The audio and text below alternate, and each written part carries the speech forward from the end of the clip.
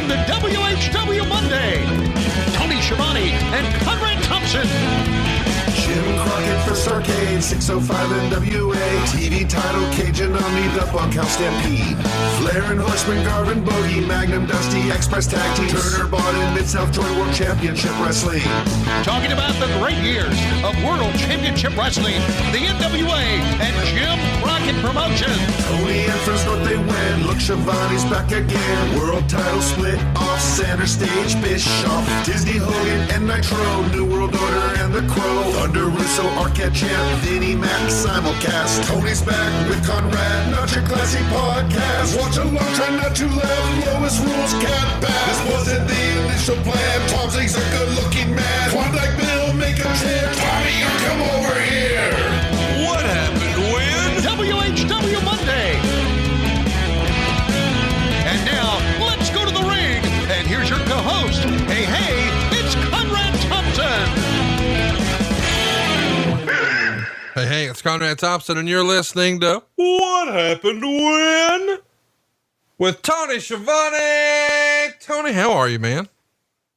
Conrad, how you doing? I'm doing good. I'm doing fine. I'm doing well. Very unique setting for me. I'm sitting right now looking out across the Hudson River. What? Yes, I am. The Statue of Liberty is right straight ahead. What? And to my left is the Freedom Tower in New York City. So it's kind of odd that I can actually look at the Statue of Liberty while talking to you. I would say that I feel very patriotic, but I don't. I feel in the mood to watch some wrestling with you again, my friend, good friend. I'm looking forward to that, but I can't help but notice the stark contrast, this visit to New York versus the last time you visited New York. You know, now that you've got that AEW money, you're overlooking the river and you're looking at the Statue of Liberty. The last time you went, before this AEW, before you had Khan's Millions, you said, you know what, I'm just going to figure it out when I get there. And I said, well, no, I've got a room. And you said, no, that's too expensive.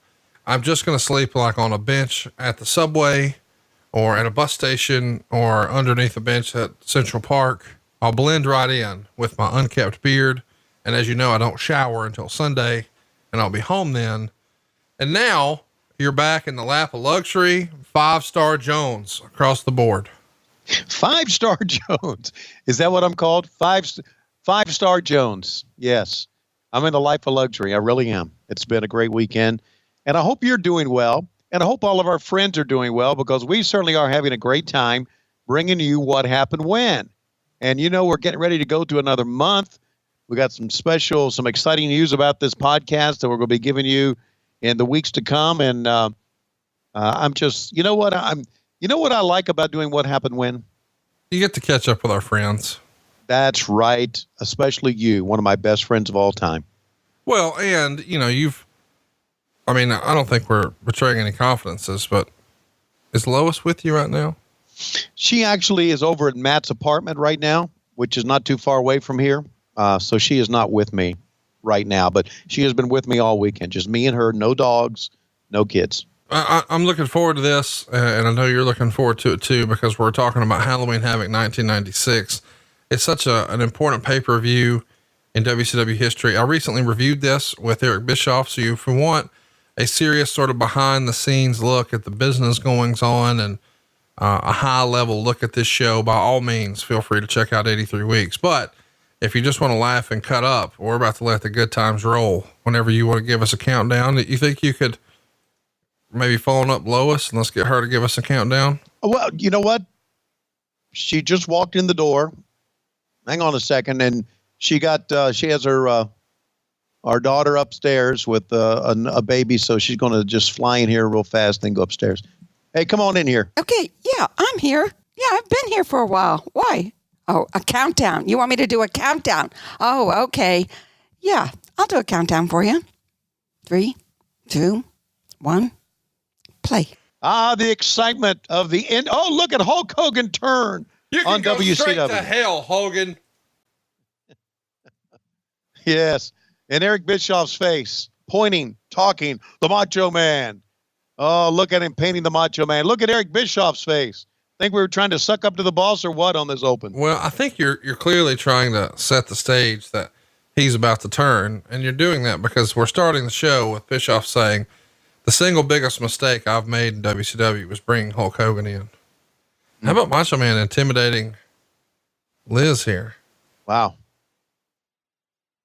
Couldn't get by with that here in 2019. Well, you'd be surprised what still gets by. A lot of controversy this past weekend on the internet, but none of that matters because we're here. Slim Jim's Halloween Havoc live from the MGM Grand. And we're in a near capacity crowd. Oh, and the fireworks.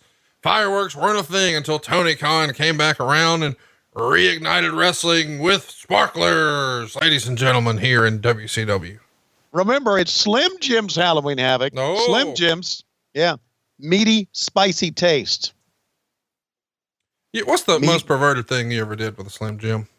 I probably ate a bunch of them and puked them back up. You ever try to do any sounding with a Slim Jim?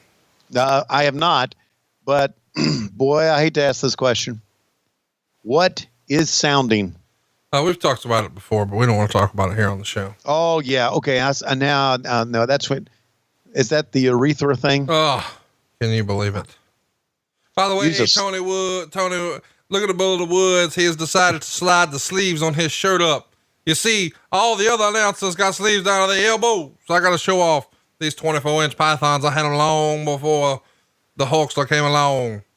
And I just slide them up, put them in my armpits so they can see my massive forearms and my gigantic biceps that I have used to carry WCW into the promised land here on pay-per-view.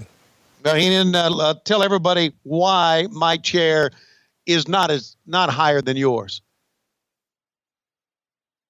Well, because Schiavone, you're a piece of shit. I've always known you're a piece of shit. And there'll be one day that you'll never be back in wrestling ever again. Maybe I'll be back in wrestling, but the fact is your chair is higher than mine. Guess what? Dusty's is higher than yours. And to make yours look higher than mine, guess what? I'm fucking slouched over. So I'm making it come true. All right. We're ready to go. Let's go to the ring for our cruiserweight title match. Woo! You know what that means, don't you? Dean fucking Malenko is going to come to the ring.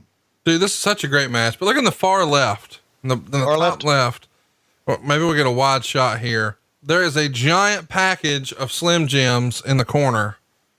What a cool piece of set design. I wish you could get a more prominent shot of it on the entrance, but Slim Jim is what Halloween Havoc man is holding up. But look in the left. You see the MGM sign just to his left is a giant box of Slim Jims that I don't think we've put over enough. Look at that. Look at that. There you go. Huh? What a cool little prop that is. That boy has been kidnapped.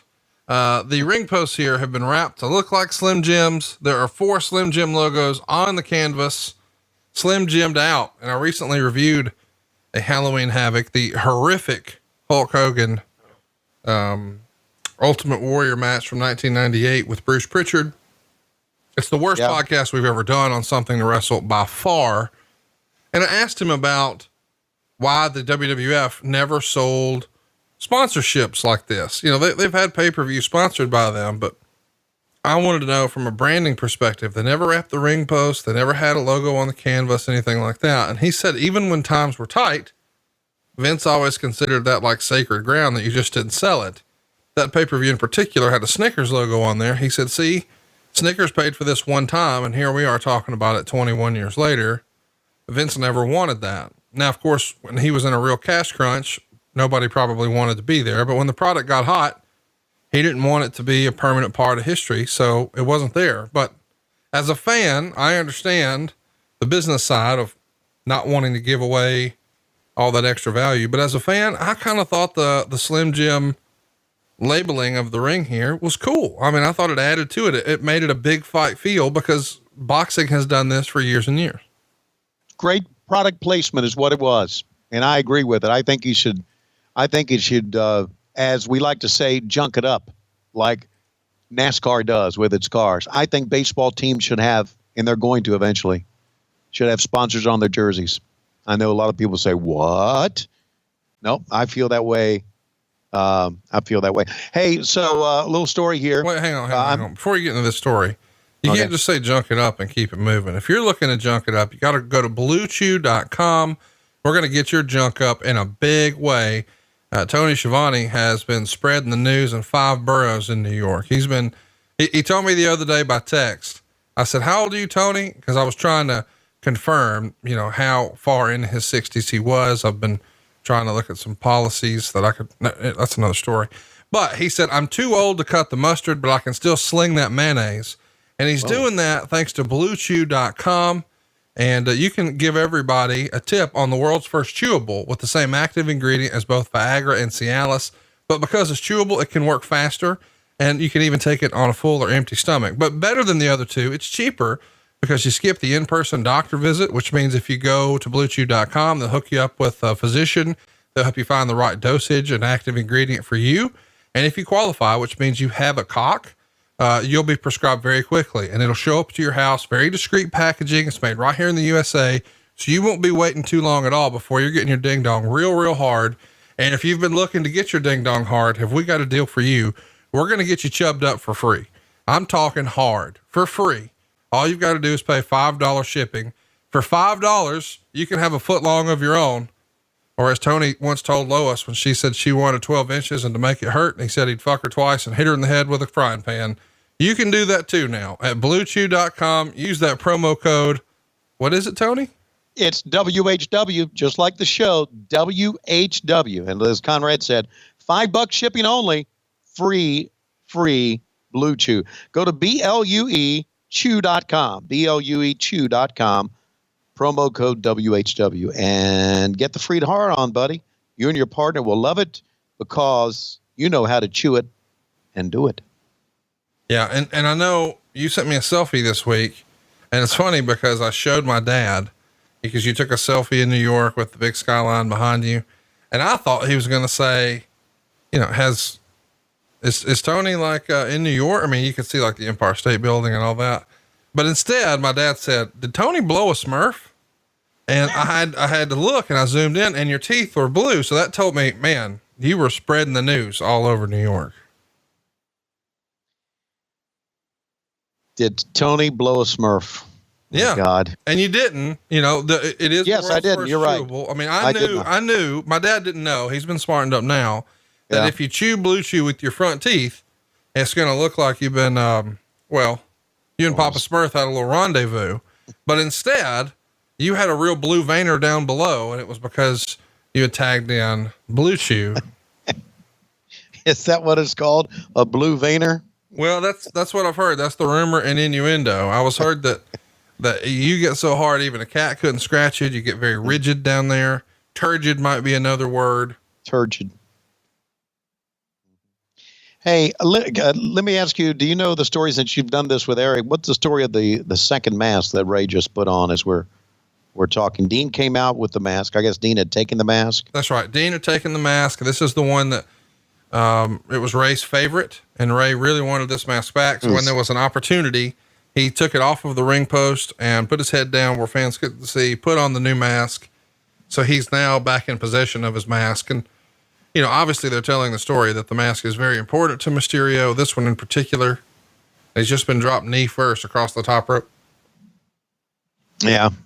Hey, so, here's my story. And I'm sticking to it. What? I didn't say anything. Go ahead. Okay. Here's my story. I was a guest on Busted Open on Friday. I saw that. How about that? And, as I'm coming in, Rey Mysterio's walking out.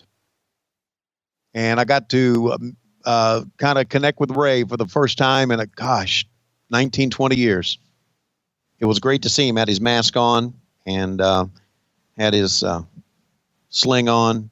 And then the UFC fighter was with him as well. Cain Velasquez. You got to meet Cain? No, he just kind of walked by me with his head up in the air. I don't think he knows who I am. Right.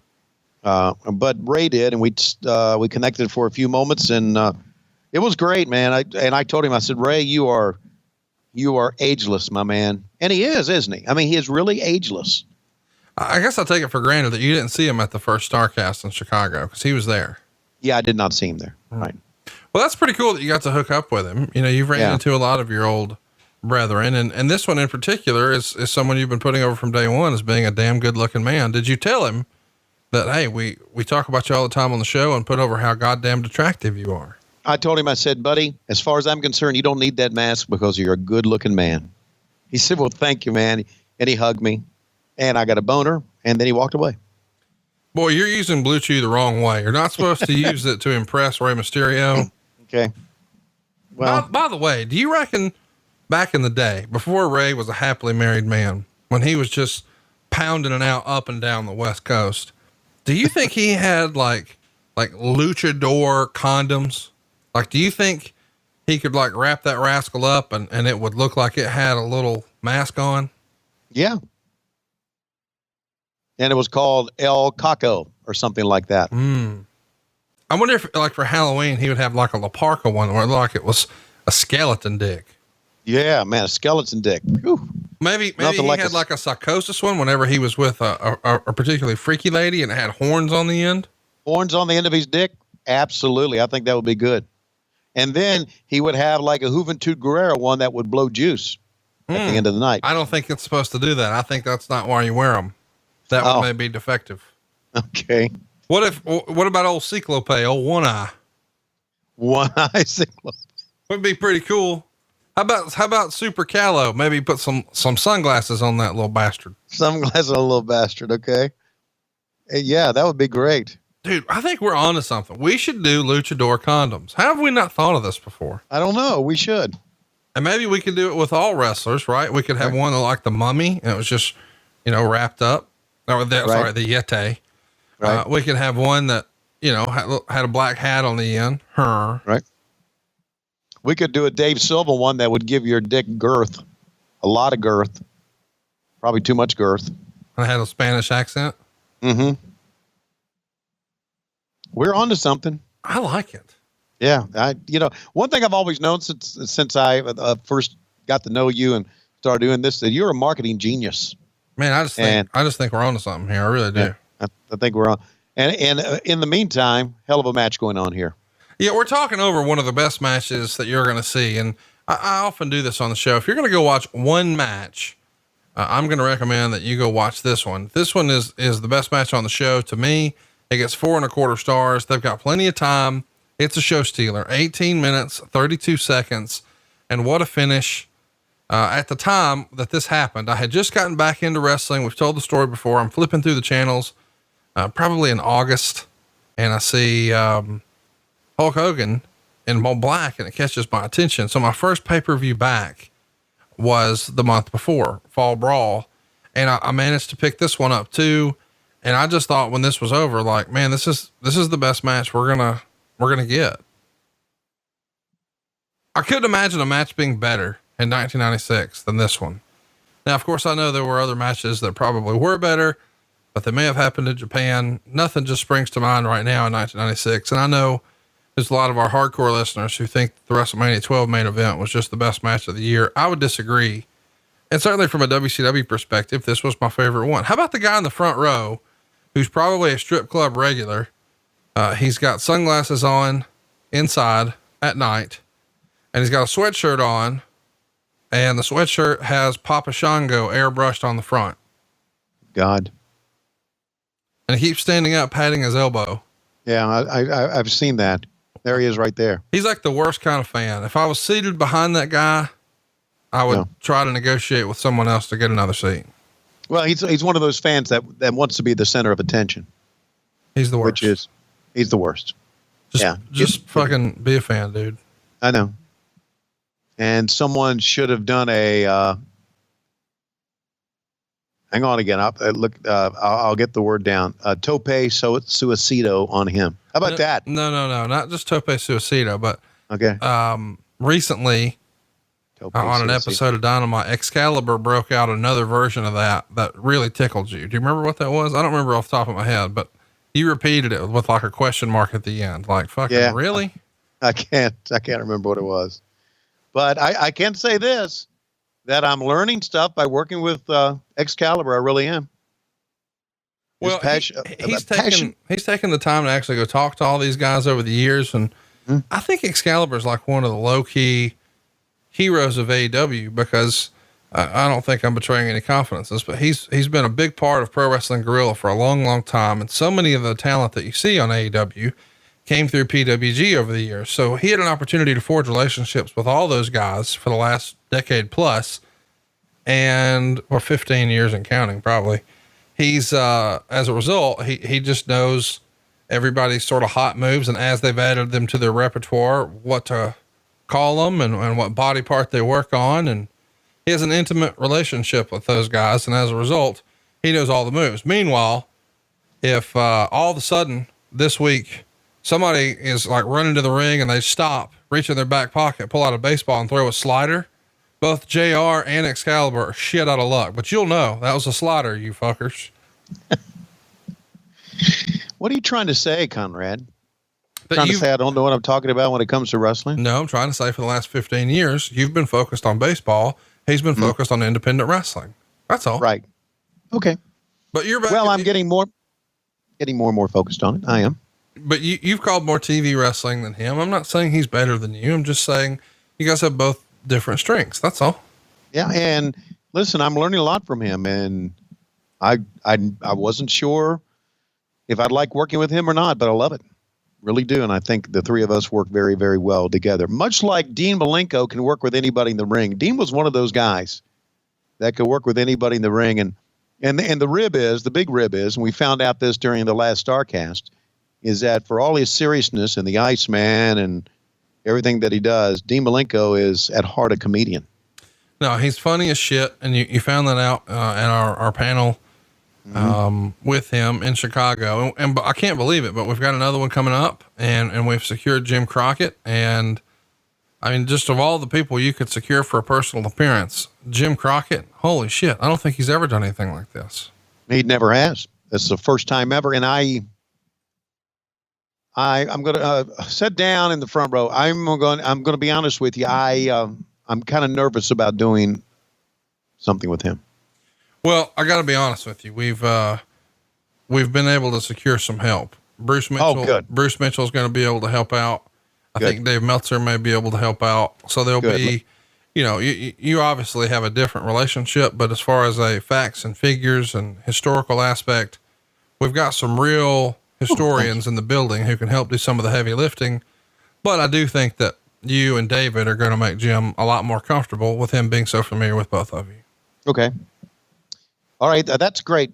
That's great news. I look forward to that. And I look forward to StarCast. I look forward to going to Jim Meat's Famous Seafood. And oh yeah, we should mention that. We're throwing you a fucking birthday bash, and I've tried to keep it a little bit of a secret, but I guess the word's out. It's the greatest birthday bash in the history of our great sport. And it's going down next Thursday. So, 8 days from today at Jimmy's Famous Seafood. We're doing a happy hour at 6:05 because that's the appropriate time to do that. And then at 7:00, Jimmy's has put together a phenomenal buffet of not just seafood, but some other tremendous non-seafood items. And I guess it's going to be like a low-key roast of sorts with some of your old friends sharing some Tony Schiavone stories on your big birthday. And we've got a couple little surprises. And then afterwards, we'll keep the party going with a little karaoke, which is a favorite of yours. Did you get in touch with Whitney Wright? Whitney Wright? See if she could show up. I asked around. I made some calls. Okay. We talked to some people. She's one of my favorite movie stars, and I thought it would be nice. How much do you think you've shot to Whitney Wright? I don't know. Considerable amount? No. Oh, you're saving it all for her? Yes. I just found out there was a Whitney Wright after StarCast 2. But now you've realized how very talented she is. Unbelievable. She has a unique set of skills. Yes, she does. As a matter of fact, some of the positions that you're seeing between Dean Malenko and Rey Mysterio, I think Whitney could certainly she's perfected them. Copy them. Yes, she's done them before. Oh, you think Whitney? We could Like get this, Whitney like that. She right did there. that. I saw her do that with Mike Adriano back in 2018. It was 5 stars. Hey, do you think we could get Like that. I definitely saw her do that. I think she did that one with Lexington Steel. I could be wrong. So, you know what I just realized? There's when you got two classic wrestlers with a lot of roll-ups and a lot of false finishes, there's a lot of there's very much a very erotic type match, wouldn't you say? Like there. Now that's what you want to do to her. Just Okay, put her so on your right, shoulders and standing flip her up. switch, Yeah. standing switch, back elbow, reach through, zip them over, jump over, back. There you go. I feel Another like one? that's what you did on your honeymoon. Standing switch, standing switch. The little leapfrog gimmick. I think that was you. Hey, I got a question I want to ask. Right. Since we're talking about you beating off to Whitney Wright, it brings me up. Oh. What? Okay, so anyway, go ahead. I had a thought this past week and I want your opinion. Okay. You're familiar with this asshole, Matt Coon, right? Yes. Well, What's he goddamn, doing now? That's what I wanted to ask. All right. So when he's not ruining podcasts, cause you know, I don't know if you remember, but he did one with Johnny Fairplay that died. Gone. He did one with Vince Russo that died. Gone. He did one with Terry Runnels that died. Go He on. did one with Medusa that died. He did one with Robbie E that died. He did one with Dutch Mantel that died. I mean, I think you get where I'm going with this. Apparently he didn't get the memo, but everybody else did. I think by now you've probably figured out, based on what I've laid out so far, he's big into masturbation. But something that we may not have talked about a lot here on the show is he's also a music teacher, and we get a lot of feedback about our WHW theme song. That is a Matt Coon original. Right. He did the theme song for that. He did the theme song for Something to Wrestle. He did the theme song for Arn Anderson. I mean, he's very talented when it comes to putting together theme songs. I think he's even done like some wrestler themes. I think he may have done a theme or two at All Out or All In back in the day. I mean, so there's been a few moments where he's been able to do some cool stuff with music, but I just wondered, a guy who's musically inclined and so prone to masturbation, do you reckon when he's beating off, he's like humming songs? Do you think maybe he's like stroking it to the beat? I mean, yeah, I would think so. I just think that he's got music in his blood. So he's probably like you hum a song and then, you know, waka, waka, waka with the beat. Well, if you got music in your blood and all your blood goes to your dick, then obviously you would think that while you're stroking, you would sing a tune. I don't know that he would sing it because I feel, you know, there's nobody in the room. And here's what I know for sure. If Matt Coon's coming, no one else is involved. You know, there's no one else in the room. So you wouldn't sing, but you might like hum, you know, cause like people hum in the shower, or, you know, as they're brushing their teeth or cooking supper or whatever. Oh, Dean Malenko gets the big win. I hope we get a replay here, and you should call that one straight. What a finish. And there it is. Dean Malenko is now your cruiserweight champion. So Ray got his mask back, but Dean picked up the hardware. I'm telling you, that was as good of a finish as you're going to find. And that had the fans standing up. And that's almost kind of like many of the matches that we're seeing today. And that's one of the reasons that Dean Malenko is one of our agents, coaches, whatever you want to call it, behind the scenes in AEW, because he knows all about the matches. They're going to show some of the replays here. Man, Ray knew how to take a bump, didn't he? Yes, he did. There it is. Wow. Top rope power bomb. Come on with it. Yes, sir. 1, 2, 3. And I agree. 4+ stars for this one. And Dean Malenko is your winner. Look at the crowd. Yeah. See, they're into it. And that's what's cool is, you know, Malenko came into this as a heel and Mysterio's the baby face. But when you look at that crowd, they were so into the action. He got a huge reaction. And speaking of huge reactions. Yeah. Hey, did I ever tell you the story that Michael Phelps, he smoked that dope, cost me $1 million because we were going to do something with Tony the Tiger, and that motherfucker ended up smoking dope, and I lost $1 million. Speaking of $1 million, here's a man that's not worth $1 million, not worth 10 cents. Double J, Jeff Jarrett. Jeff? Oh, I tell you what, when it comes to Tony the Tiger, when it comes to cereals that don't taste worth a shit, nobody knows about bland, shitty things more than, Jeff, J-A-A-A, E-double-T. That's right, I can spell, but I can't draw. I ain't drawn shit ever. I couldn't draw flies with a mouthful of shit, but I have continued to charm people because I'm the charmingest motherfucker you ever did meet. And your goal right now is to hate me because I'm a heel. and you're going to hate me whether you want to or not. I guarantee you that. But one thing you're not going to do is see me win a match here in WCW. I can talk my ass into a paycheck, but I can't talk my ass into a push. But when Vince Russo gets here and we kill this whole company, you can bet it'll be with me wearing the gold. Ha ha ha. Well, let me now talk to the nature boy, Ric Flair. Rick, what the hell are you doing here? Woo! I didn't know I was supposed to be here, but woo! Wendy pointed me this way. And woo! I'm not going to talk unless I get $20,000 a word. Woo! That's because Wendy said that's what I need to do. And here I am. I can't even look at the fucking camera because Wendy said, woo! Don't look at the camera during the interviews because that's the way they do it in the WWE. And I want to go back to the WWE. Woo! Because that's where I'm going to make money. You don't think I can make money anymore? Woo! Wendy points me in the right direction. Woo! I may be there. I may be not. I may be going to Comic-Con. I may not. We'll just have to wait and see. Wherever Wendy tells me to go, woo, that's where I go. That's right. Kiss stealing. That's right. The Nature Boy, Ric Flair, and Jeff Jarrett. Remember, use almond milk on your Frosted Flakes. You know, and I realized that was a rare sighting of Ric Flair in Las Vegas. It sure was. And guess what? He was booked on that show and showed up. That's unusual. Hey, the battle for the ring.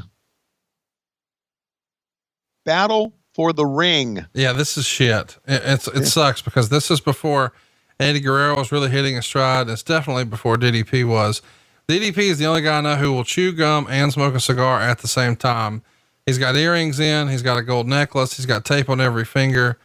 He's got the crazy perm tear. He's got sunglasses at night. He's got the tattoos.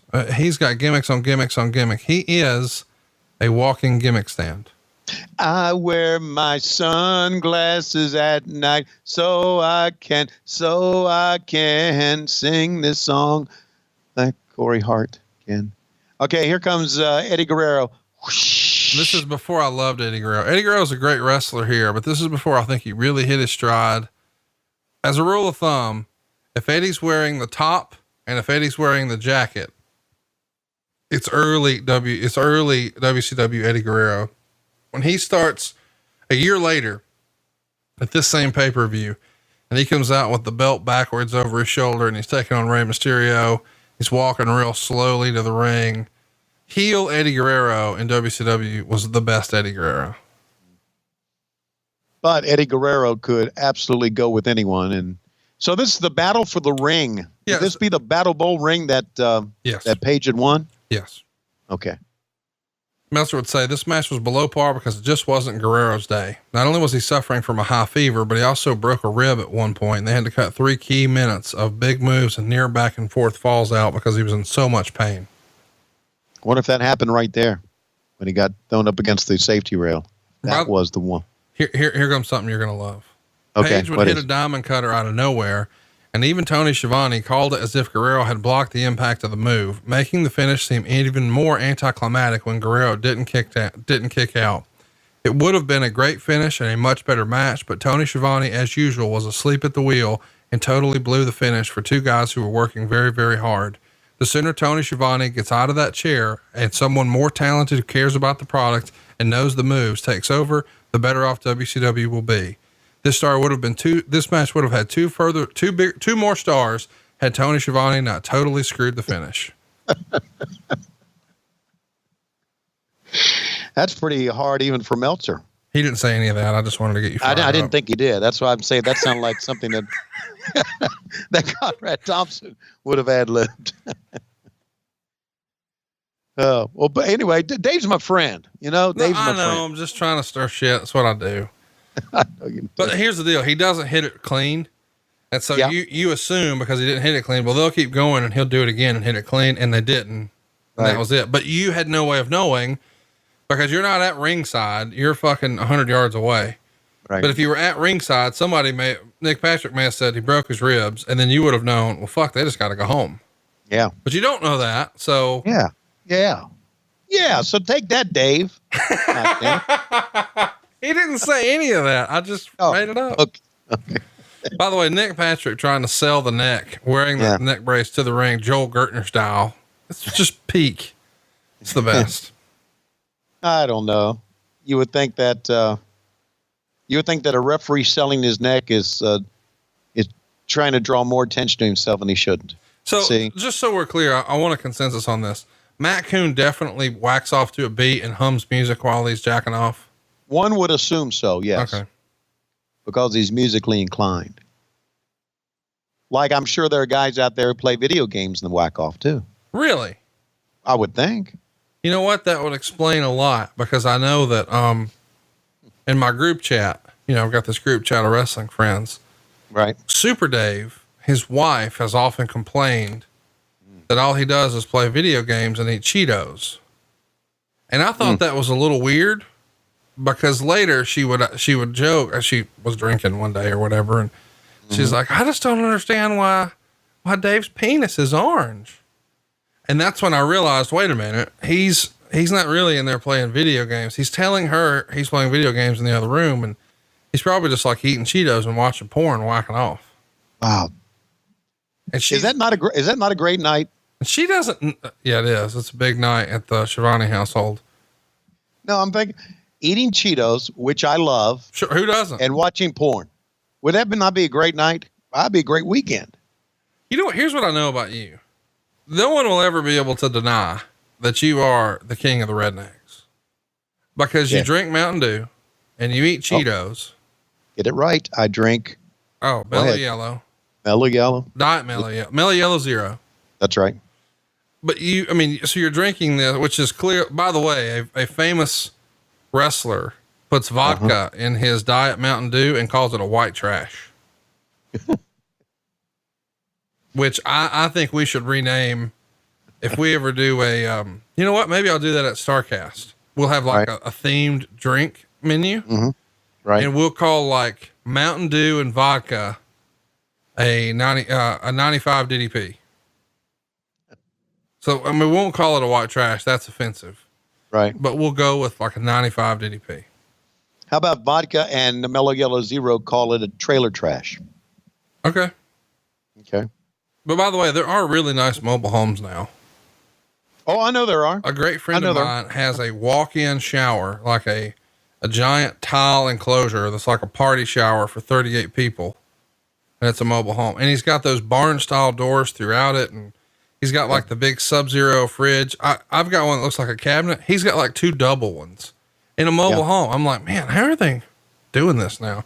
Because I had family members when I was growing up, and they lived in mobile homes, and boy, they did not look like these today. I'm really impressed with the advances they've made in mobile homes. So am I. And, I would said white trash or trailer trash, kind of jokingly. Trash can live in any type of domicile. Look at my house. It's a nice house, and there's just trash just all over it, Yes. And I would agree. There's plenty of trash in my house as well. Oh, without question. I think you've got that a lot. Listen, we were talking about how you love your hobo foods, and that brings me to another topic I've had on my mind this week. I wanted to ask you about when I got you here. Okay. Where are you at on Aldi? Aldi? I feel like Aldi is like right up your alley. No, I don't go to Aldi, but I do know that like Chris Schiavone, who you're going to see at StarCast, he and his wife go to Aldi all the time.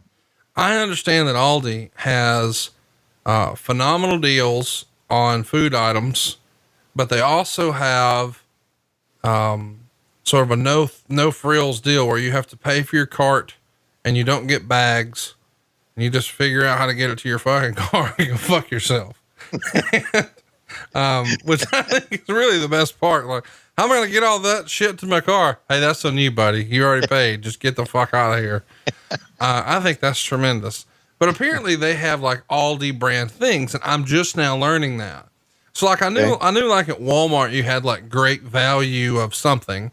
Right. So instead of like Hamburger Helper, they've got like great value hamburger tag team partner or whatever. So they can't call it Hamburger Helper, so they call it great value, whatever the fucking item is. Hamburger gimmick. There you go. Here you go.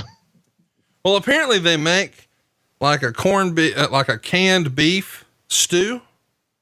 And I thought, god damn, because I know how much you love your potted meats. Yeah. Oh boy, do I ever. With your Vienna sausages and spam and shit like that. Oh yeah. And so this past week, unbelievably, this disgusting bastard named Dave Silva was in my office, and I thought, hey, I'm going to order breakfast. And I ordered me 2 bacon biscuits, and then he wanted 2 fried bologna biscuits with mayonnaise. Oh my God.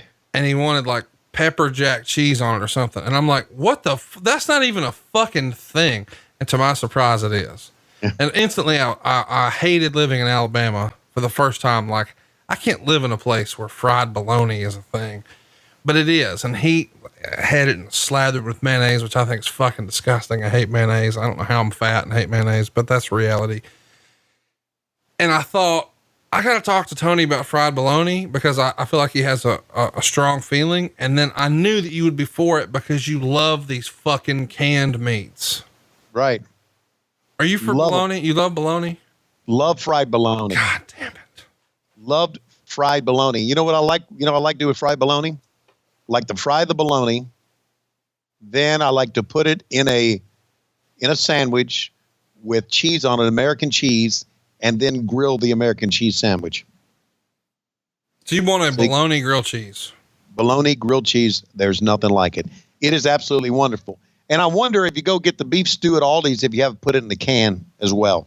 Well, that's the thing. So like they've got canned beef stew, and this became like, what's grosser than a fried bologna sandwich. And I discovered they have fried bologna biscuits.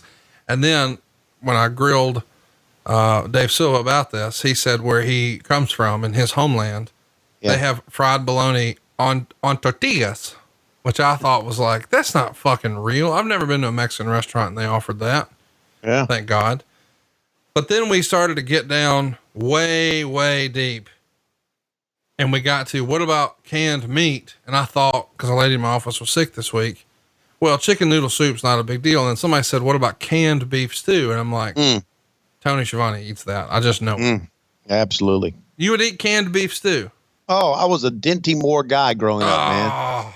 Oh man. And you know what's great about Dinty Moore beef stew? Nothing. If you're hungover, pop open a can of Dinty Moore beef stew and eat it cold out of the can before you heat it up. Fuck you. That is great, man. All right. So here's the thing. Because the fat will congeal on the outside and you just scrape that and mix it in. Dinty Moore beef stew, man. Wait a minute. So the fat congealed on top, it probably looks like somebody shot a load in the top of it. No, it doesn't look anything like that. It's just kind of clear and yeah, it looks like that. So you stir the load in it and then eat the load? I guess you do. I love you. Like, yeah, stir that fat in there. Oh, yeah. Love stir the fat in there. Fucking throw up. Hey, shouldn't you ladle off the fat? No, man, it's what makes it good. Fat's what makes food good. Well, let me change your life then. Cause I did an unofficial poll this past weekend. I hosted like a little football party. And somehow I had a resident expert in the house about canned beef stew. Yeah. And he said that Aldi has a knockoff Dinty Moore. Yeah. And that the Aldi version of Dinty Moore has more potatoes. Oh. He feels like regular ass Dinty Moore is sort of cheaping you out on the potatoes, but Aldi really brings the value with the extra potatoes. And he warned me of the same thing. He says, now, if you're going to try this, you got to make sure when you open it up, you don't get disgusted with the top. You just stir it in. You got to power through and then prepare it. But I think he actually cooks it, but you're talking about just eating it right out of the can. Oh yeah, absolutely. God damn. I've never been more disgusted with you in my life. By the way, hell of a move here from Eddie Guerrero, coming off the top down to the floor at a time when that was not common. This is pretty common now, but not common back in 1996. And that's the Eagle. That's that wrestling fan we've talked about. The bowl cut kid. He's was right at the corner of the aisle. Yeah. Yeah. And it's pretty apparent that Eddie is hurting right here too. See how slow he is getting in the ring. Either he's hurt the ribs or the flu or whatever he's had is slowing him down. You can tell that. I think he's hurt the ribs as slow as he's going, because he's going very, very slow. Right. But you know what? He may have had this fever because he's been eating a lot of canned stew. No, canned stew won't give you the fever, but canned stew, a real hot bowl of Denny Moore or Aldi's beef stew will certainly help bring a fever down. Fuck off. You know the reason that there's more potatoes in Aldi's beef stew than Denny Moore beef stew? No, but I bet you do. Yeah, because potatoes are cheaper than beef. And that's why it's a knockoff, and that's why it's cheaper. You want more beef in your beef stew. It's not potato stew, it's beef stew. No, I got you on that. He didn't act like there was less beef. He acted like, they put more bullshit vegetables in Denny Moore. He wanted more taters. Well, okay. Oh, got you. By the way, this is all silly. We know when it comes to us and food, we're about the Reese's Pieces, which is a peanut butter candy for morons. And It's also a tremendous shirt here just in time for Halloween. Pick it up at LoisRules.com. LOIS is how you spell Lois. Rules.com. And there's also a couple of new shirts on there this week. I don't know that you've even seen all these, but we finally have a Luchador era t-shirt. I guess this is a preview of what your penis heads are about to look like. In the next quarter, we will have Luchador condoms coming your way. And, really, if I'm honest with you, I'm interested in doing that. It's just another way to, to help fuck people. Right. That's what we do here on the show. Like, we're about manscaping. We're about getting your cock real hard. We're about getting you a mattress to put a lot of miles on the coot, just whatever. Cause we are the hard foundation. Not the Heart Foundation, but the Hard Foundation.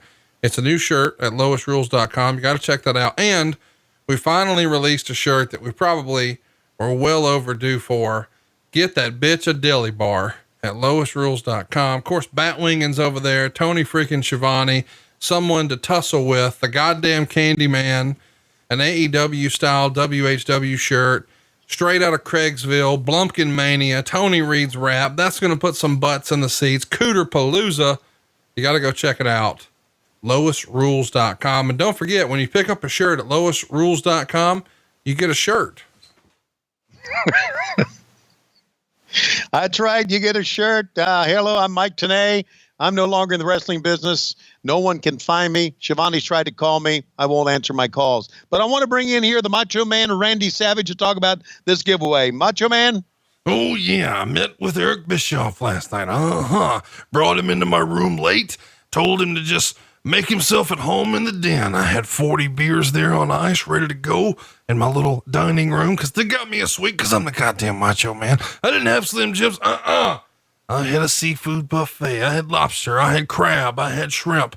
And why was I doing this? I was whining and dining him. I was going to get as much money out of this motherfucker as I could.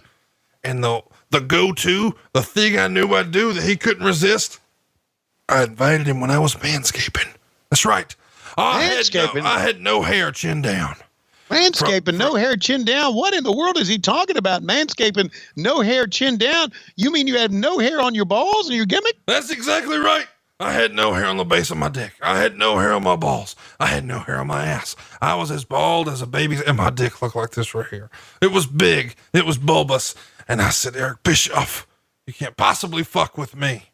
Not at Slim Jim's Halloween Havoc. This goddamn show's named after me. Give me all the money. And then I showed him my Slim Jim, and I'm going to reach in here and I'm going to pull out my new contract. Wait a minute. Here's what it says in your contract. The next time you meet with Eric Bischoff, you must have at least some hair on your pubic area above your penis. Well, that's bullshit. I also ordered some more beers because I wanted there to be a witness that I was naked in a room with Tony Schiavone. He couldn't deny me my new contract if there were witnesses. So I had room service come in, and this other president, one of the most powerful men in all of entertainment, and me, naked in a room together. Joke's on you, Eric Bischoff. I got paid. Joke's on you. Okay. What does the card say, Randy? It says that you can never leave. You're going to live in Las Vegas forever. Can never leave. You know what? Maybe I'll end up being at a promotion that goes belly up. Wait a minute. I guess they're still in business. Yeah. And we're both going to try TNA, but we're both going to get shown the door because we're not worth what we negotiated. But that's because I taught you my trick and you showed Dixie Carter your bald Tenay dick. Well, there you go. Plenty of people have saw my ball today, Dick. Yeah, snap into it. Little macho man, hairless Dick Jones. That's me. Ooh, yeah. Hairless Dicks running wild. What you gonna do? Hulk Hogan may make more money, but not next year. Let's go back to the ring. There you heard it from hairless Dick Jones. Tony Schiavone, we understand for the first time ever, that's right. We are going to be on simulcast exclusively. We're going to simulcast a pay-per-view. Hang on. Really, let me ask this. Why are they showing this during the pay-per-view? Because if you're watching the pay-per-view, you don't need to open up your fucking Netscape and listen to the pay-per-view because, you know, you're already watching the goddamn pay-per-view. I understand that. I can't understand, but I'd like to say that one of these days I'm going to be the world champion. By the way, all right? That guy at the computer, that's Nam Win. That's our accountant. No, it's not. No, but we could go with it. Okay. You never know. You know, all these people come back around. Okay. Right now, he's wanting to buy a ticket. Chris Jericho is. He just said, type in La Champion. All right. I'm here with Dean Malenko. Dean, we understand that you have a lot of great jokes for the fans, that you're really a funny guy. And I was just wondering if you could tell us some of your jokes right now. Yeah, I can. A blind man walks to a bar and a table and a chair. A guy walks to a bar carrying jumper cables. The bartender says, "Hey, pal, don't start anything in here." So a horse walks into a bar and the bartender asks, "Why the long face?" The horse says, "Crippling depression, alcoholism is his only escape." A skeleton walks into the bar and says, "Hey, bartender, give me a pint and a mop." Two chemists walk into a bar. The first chemist says, "I'll have a glass of H2O. The second chemist says, "I'll have a glass of H2O too." And the second chemist dies. The fuck is wrong with you? Those are the type of jokes Steve Malenko would tell. I walked by him the other day in catering. I had a banana in my hand. He said, "Oh, banana, that really has some appeal." And how about the fifth member of the NWO, the $1 Million Man, Ted DiBiase, with Mike Jones? Who? And of course, Paul White, the Giant, and he's got the U.S. Championship over his shoulder. That's not the original U.S. Championship. That's a slight redesign done by Joe Marshall, J-Mar, out of the Midwest, back when he was still delivering belts. And it looks like they're going to be setting up the match with Jeff Jarrett that was teased earlier. And the promo that Jeff Jarrett did is one of the funniest promos ever. We talked over it and we shit on Jeff, and he's a great friend of the show, and we're sure he's having fun in WWE and Roll Tide. But that promo, he said something like, "Ho ho, Giant, you may beat my ass, but I'll tell you one thing, you will not choke slam me." And I don't know why, but I think that might be my favorite new thing. When you just come in and you say, "I'm going to lose and I'm going to get the shit kicked out of me. However, I'm not letting you hit your finish." By the way, over the weekend, I don't know if you saw, but K-State hit their finish over and over and over on Oklahoma. Yep. I know they did. And JR sent me a great text. He said, the defense left their nuts in Norman. Wow. 48 points for K-State. Yeah. Yikes. Kansas State scored 17 points in the second quarter and 17 points in the third quarter, 34 points in those two quarters. Meanwhile, Oklahoma in those quarters had 6. That's the story. Oklahoma mounted a comeback in the fourth quarter, did really, really well in the first quarter, but man, they fell apart right in the middle of the game, second and third quarter. And the result is, Oklahoma, who was ranked pretty high, wound up landing around number 10. Yeah. And K-State handed them that ass whooping.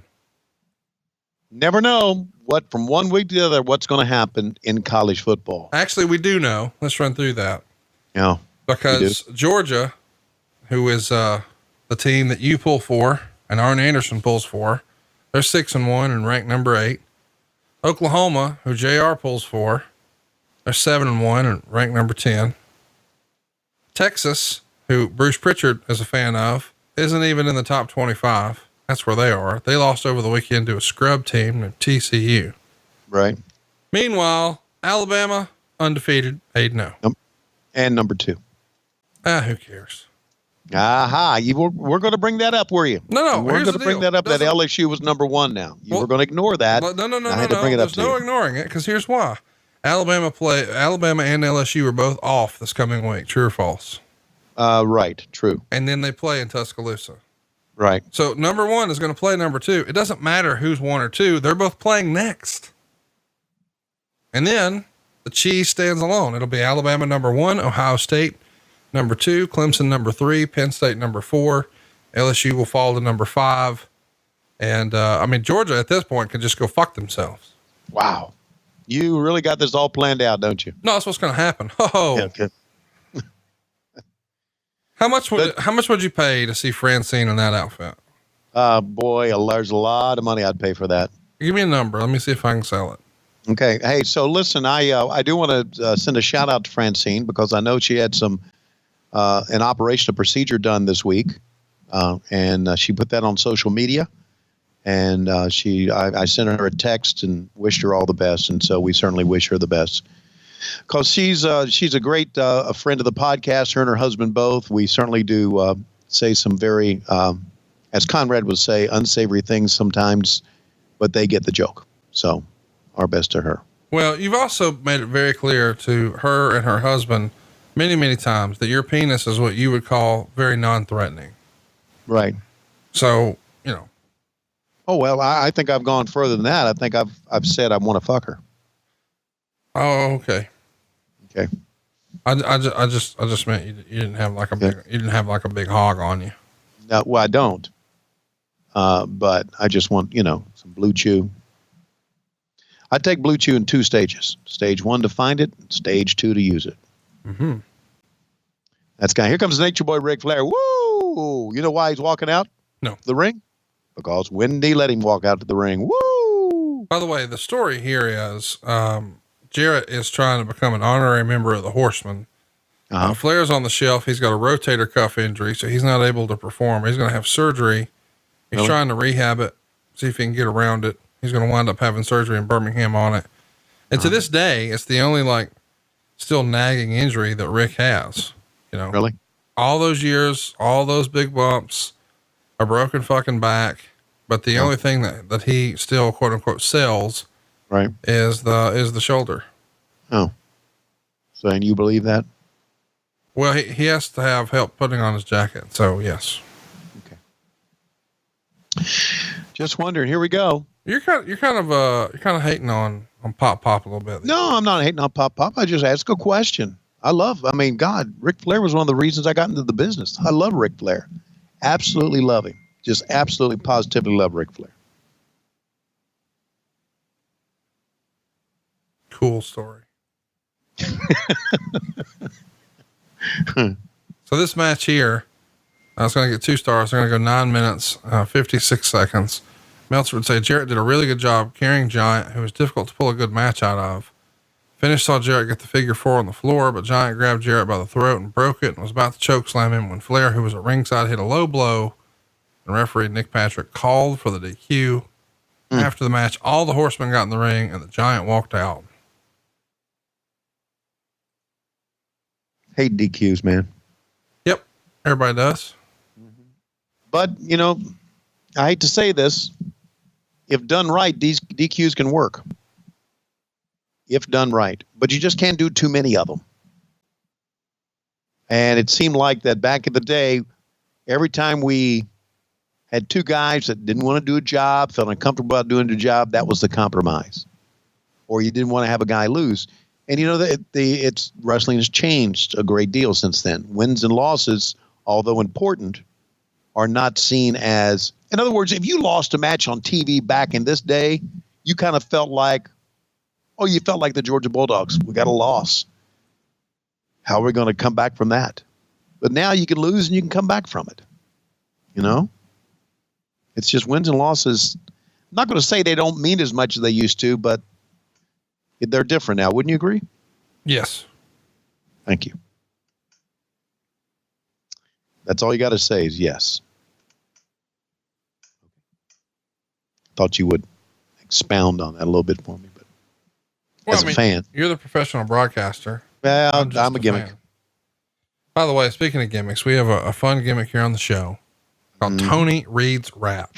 Oh, Lord have mercy. And we've got one that is without question our most requested song ever. For the minute we first started doing this, people wanted us to do this one.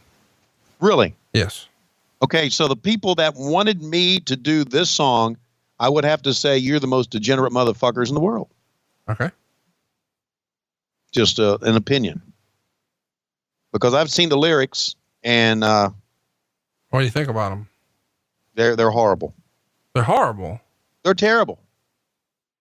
Why do you? They're absolute. How could a grandfather who just had his granddaughter baptized at a Catholic church on the weekend and spent the whole weekend with his wonderful extended family in New Jersey?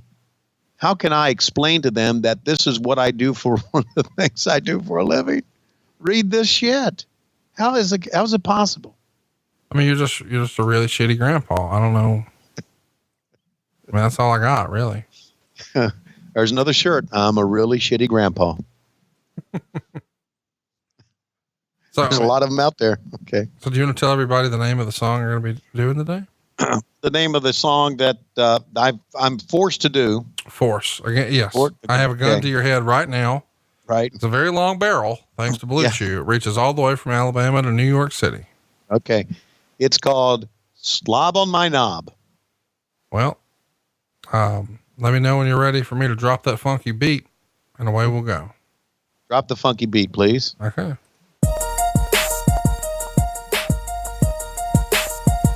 Slob on my knob like corn on the cob. Check in with me and do your job. Lay on the bed and give me head. Don't have to ask, don't have to beg. Juicy is my name. Sex is my game. Let's call the boys. Let's run a train. Squeeze on my nuts. Lick on my butt. The natural curly hair, please don't touch. First, find a mate. Second, find a place. Third, find a bag to hide the hoe. To hide the hoe face. Real name Rover. I said bend over. I started to knock, then came the odor. Smelled like mush. Shouldn't had a whoosh. Told her to stop and take a douche. While she did that, I didn't want the cat, so I found out and never came back. Suck my little dick or something. Suck my little dick or something. Suck my little dick or something. Suck my little dick or something. My homie D Magic, they said they had to have it. I said, just forget it. It's too crabby. I know a little freak in Hollywood sucks on dick, does it real good. She'll give you money, fill up your tummy. House full of kids, parents all shummy. Once I had it down, backyard ground, hit it from the back, enjoy the sound, lay on the cover, always use the rubber, till I got caught fucking with her mother. It's bad news. She blamed it on me. We fought in the street. She pulled out a knife, called up the boy, went to her house, charged the whole place, threw the bitch out. Police busted in where the fella's at. We left just in time and never came back. Rolled through the hood, waving at the freaks who's sniffing all the rocks and smoking all the gigs. Made another stop, police station. Saw a few cops. Drove by and sprayed them. License tag number. A brother that he saw, bogus all the time, never got caught. And again, suck my little dick or something. Suck my little dick or something. Suck my little dick or something. Suck my little dick or something. Whose song is this? 3-6 Mafia. Finally got some Memphis on here. Wow. Smelled like mush. Shouldn't had a whoosh. Told her to stop and take a douche. Yikes. You don't like that one? Till I got caught fucking with her mother. Yikes. What do you think? One of your favorites? I I'd squeeze on my nuts, lick on my butt. The natural curly hair, please don't touch. I think your favorite was first find a mate, second find a place, third find a bag to hide the whole face. And the whole face. When That was good. You fucking died on hide the whole face. I think my God favorite bless. is going to be one day when you're talking to JR and catering. You know, talking about old ladies from back in the day, and you're like, this one, that one. And then you ask him about it, and he's like, just forget it. It's too crabby.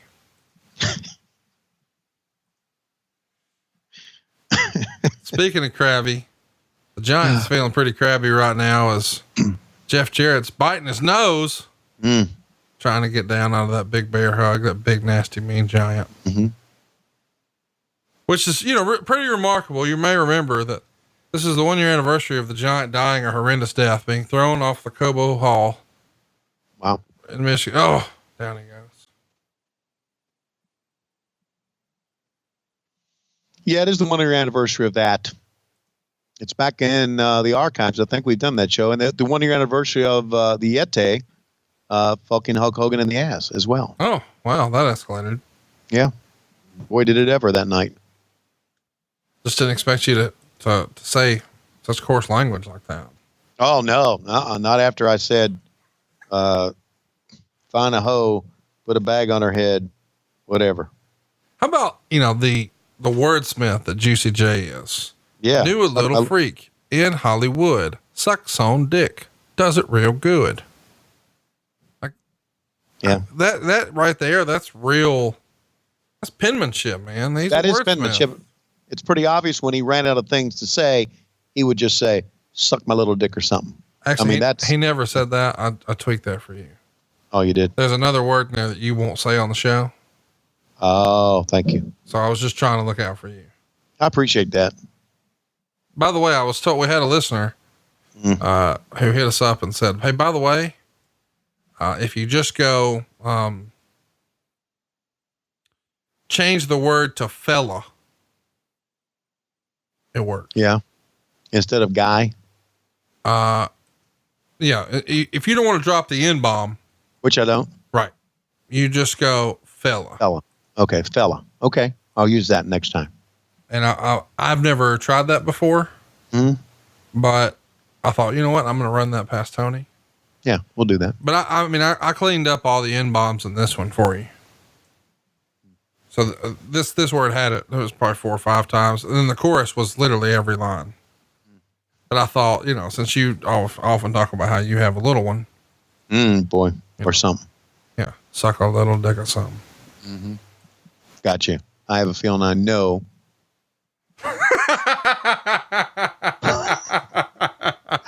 I have a feeling I know. Oh yeah. I figured out the lyric now. I feel like I know what the word little substituted for. So Flair. So Flair gets the DQ. How about Arn in the jean jacket? Yeah, man. By the way, this is the show where the day before Arn Anderson realized I'm fucked. Dropped the weights at a gym here in Las Vegas. Powered through the match. Nobody knew, but he realized I've got real problems in my hand right now. And he's got Barry Windham coming up in this show as well. No, he's got Lex Luger. Oh, that's what I meant. Lex Luger. I'm sorry. Lex Luger coming up in the show as well. I guess they all run together at your advanced stage. Yeah, boy. At my advanced stage, they sure do.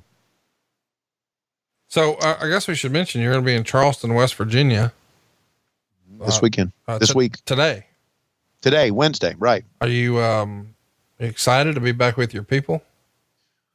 First of all, I'm from Virginia, not West Virginia, but I'm excited to be in West Virginia because I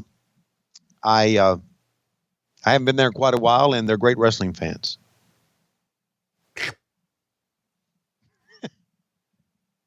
Also, I think I'm going to be doing something very unique on that show, so you're not going to be hearing that much of me. What? Yep. You have to watch and see. What does that mean? I'm going to be doing something very unique on that show, so you're not going to hear that much of me. You may be seeing a lot of me, but not hearing a lot of me. Well, that's, So, that's good. I hear so enough of your ass this week on the show. Okay. What do you think? What's he? All right, ladies and gentlemen, we're here to bilk more of Ted Turner's money. I brought all my WWF brethren with me. This guy on my left, you used to know him as Virgil, but now, joke's on you, Vince. Ha! This is Vincent. And behind me, we don't own the 1, 2, 3 kid, so we took all those numbers, added them up. Fuck it. That's 6. But we like West Coast rap, and by we, I mean Kevin Nash and Scott Hall. So we've decided we're going to call him 6, SYXX. And he's going to have a little SYXX with China one day, and you don't know who that is, but in a few months you will. That's right. And I'm here to tear my asshole in that very ring tonight. By the way, he's a good podcast that I think a lot of people thought went away because he missed a week or two there somewhere. But the, you should go check out X-Pac 1-2-360. It's a good show. He does in the studio, doesn't he? Yeah, it's very professional, you know, in a time when there's not a lot of, professional podcasts out there. Right. X-Pac 1-2-360 is legit. And it's still around. Check it out. AfterBuzz is the host of that, and you can get the video version as well. You couldn't find, hey, look at those Horseman foam fingers. I got one of those. You couldn't find a more polite, enjoyable, respectful human being than Sean Waltman, which is kind of fun because his character is just this asshole, but that's not him at all. Yeah. Sean is a great kid. You're right. Can't find a more respectful human being than Sean Waltman. I agree. Which brings me to this point. Oh no. No, really. You ever thought about you and I doing our podcast video as we're recording it as well? Yes. Audio wise? Yes, I've thought about that. And? I'm for it. I didn't think you were. Yeah, I'm for it. Well, I mean, I've got my MacBook Pro, which I have here on the road as a camera. And I'm sure you've got wherever you can be, you got a camera on. Well, I know you got a camera because you used to do that thing with Bruce. I've got big plans for us in the new year. Oh man, I can't wait. You know what's good about the new year for you and me? What's a new year? Well, starting in April, I have all weekends with the exception of when we do an AEW pay-per-view. I have all weekends available because I've resigned from the baseball team. So we can actually go out and go on the road again. On the road again. Yeah. April, May. I just can't wait to get on the road again. Here he is. There's our Chris. Yeah. A little bit of the bubbly. Our champion. By the way, he is brand new to WCW at this point, which is why he's white meat babyface number 7. Yeah. But still one hell of an in-ring performer. How about that jacket? That was his rock and roll jacket before he was even in a band. Yeah. Even today, one hell of a performer. I think even more so now. I think Jericho as a character has gotten better with each passing year. I agree. You know, where maybe, and you know what, if I'm honest with you, that's like Ric Flair's playbook. Flair, you know, whenever he's questioned about like the Flair flop and, you know, the comedic aspects of his performance, he would say that as his physical skills started to deteriorate, he would compensate by upping the entertainment. And I'm not suggesting that Jericho's physical in-ring skills have deteriorated. He's still in tremendous shape, but I am saying that as he's gotten older, he's gotten more entertaining, which is really, really unique. No, that's a sign of a guy who's got it, and Chris Jericho's got it. To me, the second show that we did when Chris Jericho came out and grabbed the microphone and introduced his Inner Circle, I thought that was the best part of the show. And Jericho has become for AEW a great world champion, I think. And the right man has the belt, if you ask me right now in this business. And he's become a mega star. He really has. Well, it'll be interesting to see what happens at Full Gear. Because, Yeah, it sure will be. A lot of people are picking, the Codester. To do the upset? I don't think it's an upset. Well, anytime you beat the champion to be an upset. Hey, speaking of that, look at this. Yo, that's enough. That's enough. That's enough. I got Kevin Sullivan to my left. Yeah. About Big Bubba right behind him. And man, did you see the big hair on that chick? Yes, sir, man. Golly. I think it was the 60s. Hey, so, there's a lot of women on this show. Yeah. How about that? Where are they? Las Vegas. Okay. Oh, a lot of women in the stands? Yeah. Okay, I got you.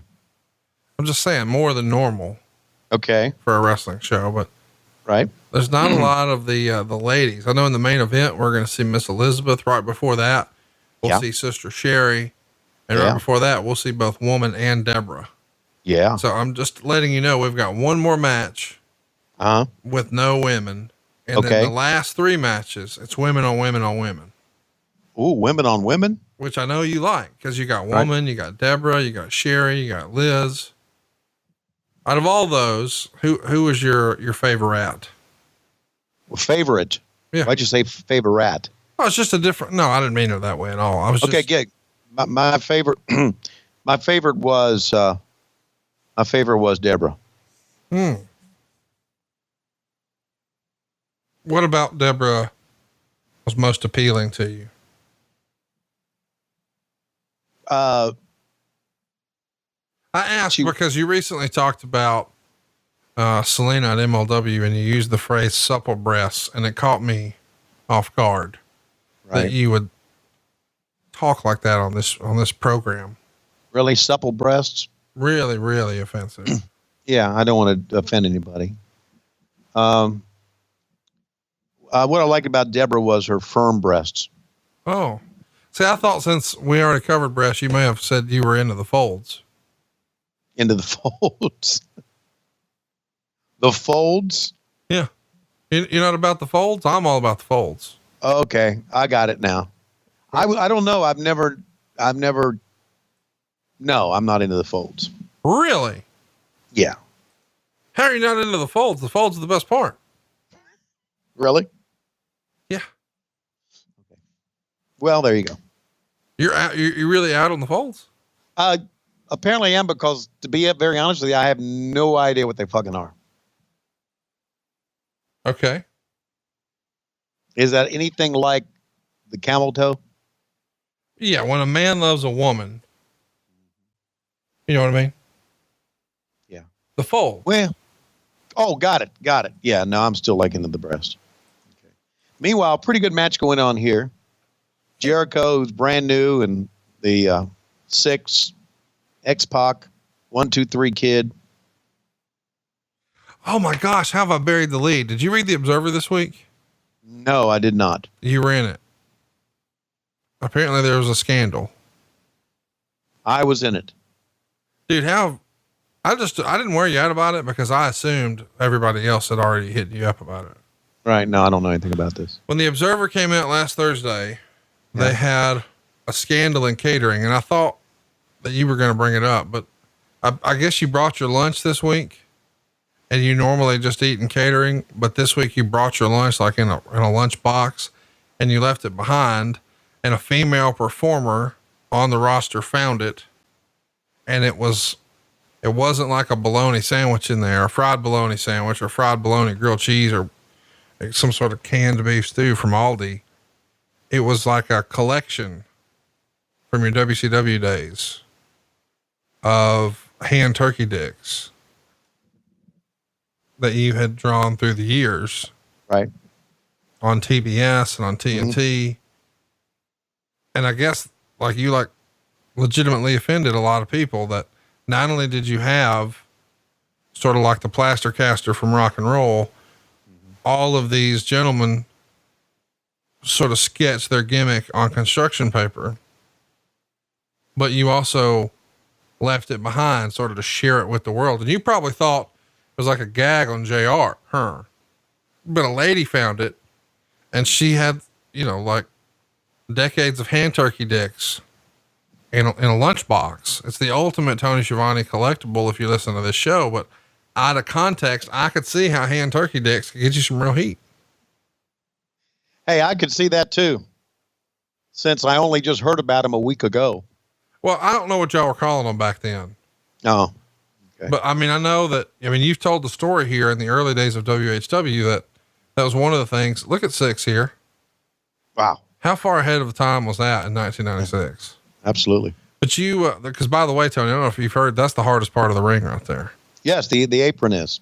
Credit them both with that spot. Speaking of being real hard, you and Klondike Bill got into the hand turkey dick business back in 83.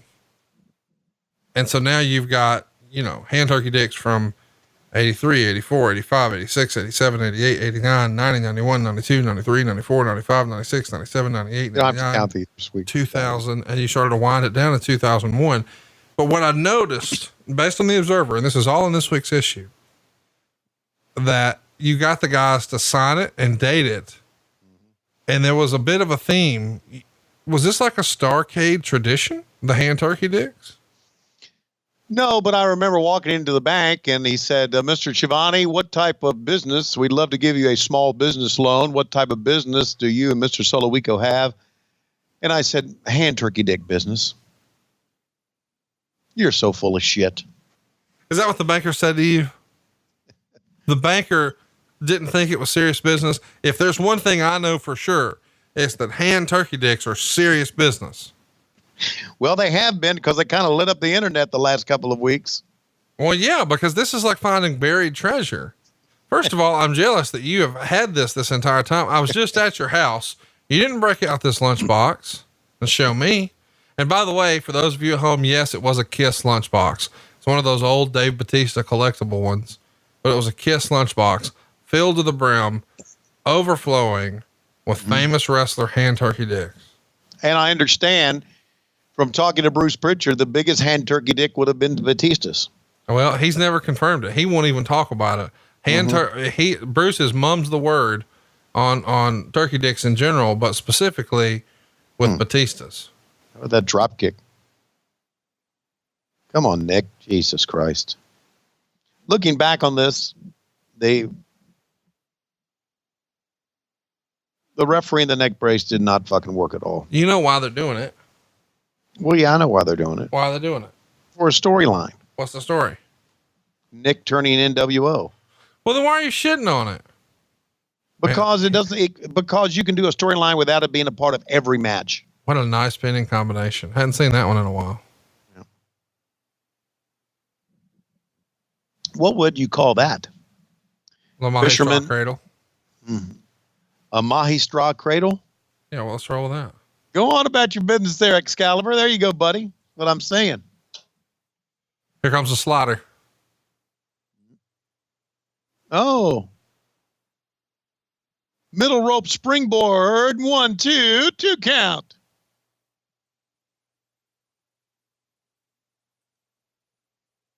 By the way, that wasn't what that was. I just made it up.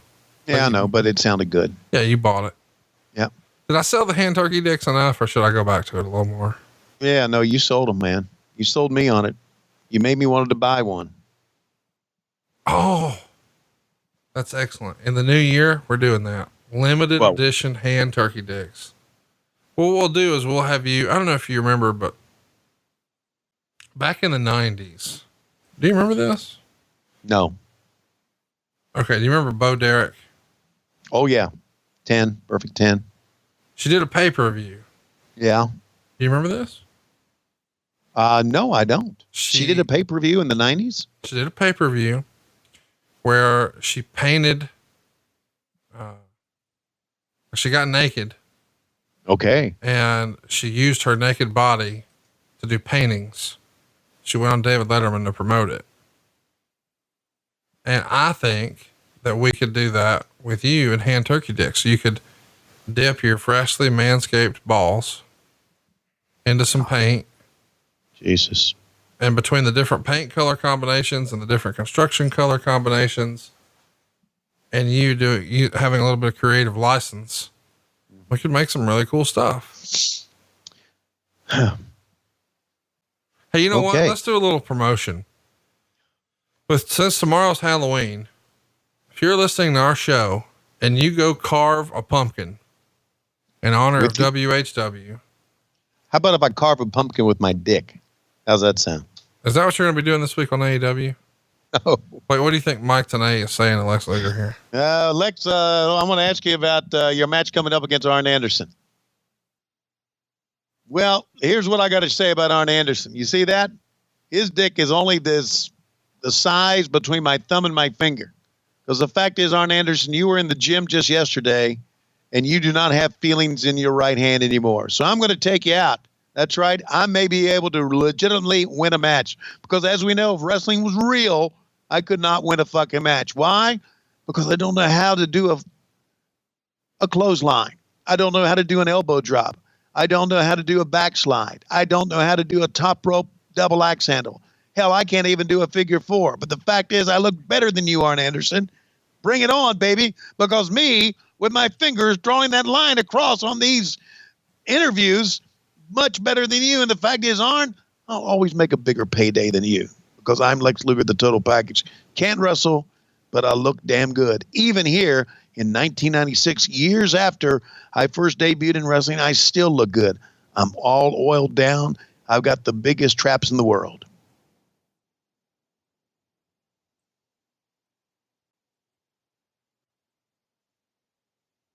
What do you think?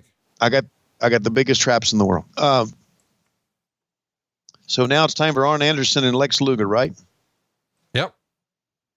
So, I don't think we need to go into this turkey hand dick business. No, hang on now. Wait, here's what I was getting to.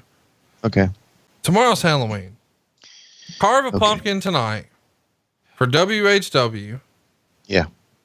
And we'll get you a t-shirt.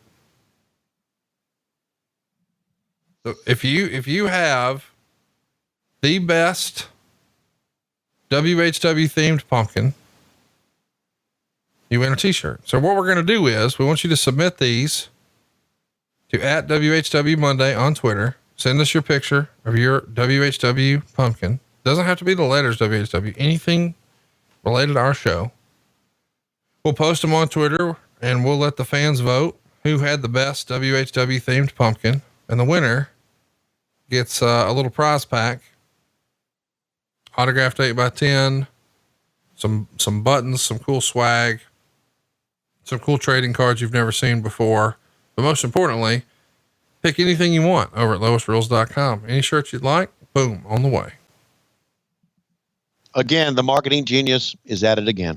I just think it would be cool to see some WHW themed pumpkins. I've got a Taz pumpkin on my front porch right now. He was a Halloween gimmick, as you well know. Yeah. I'm not going to get into that because I like Taz. I do too, but I mean, he was orange and black, brother.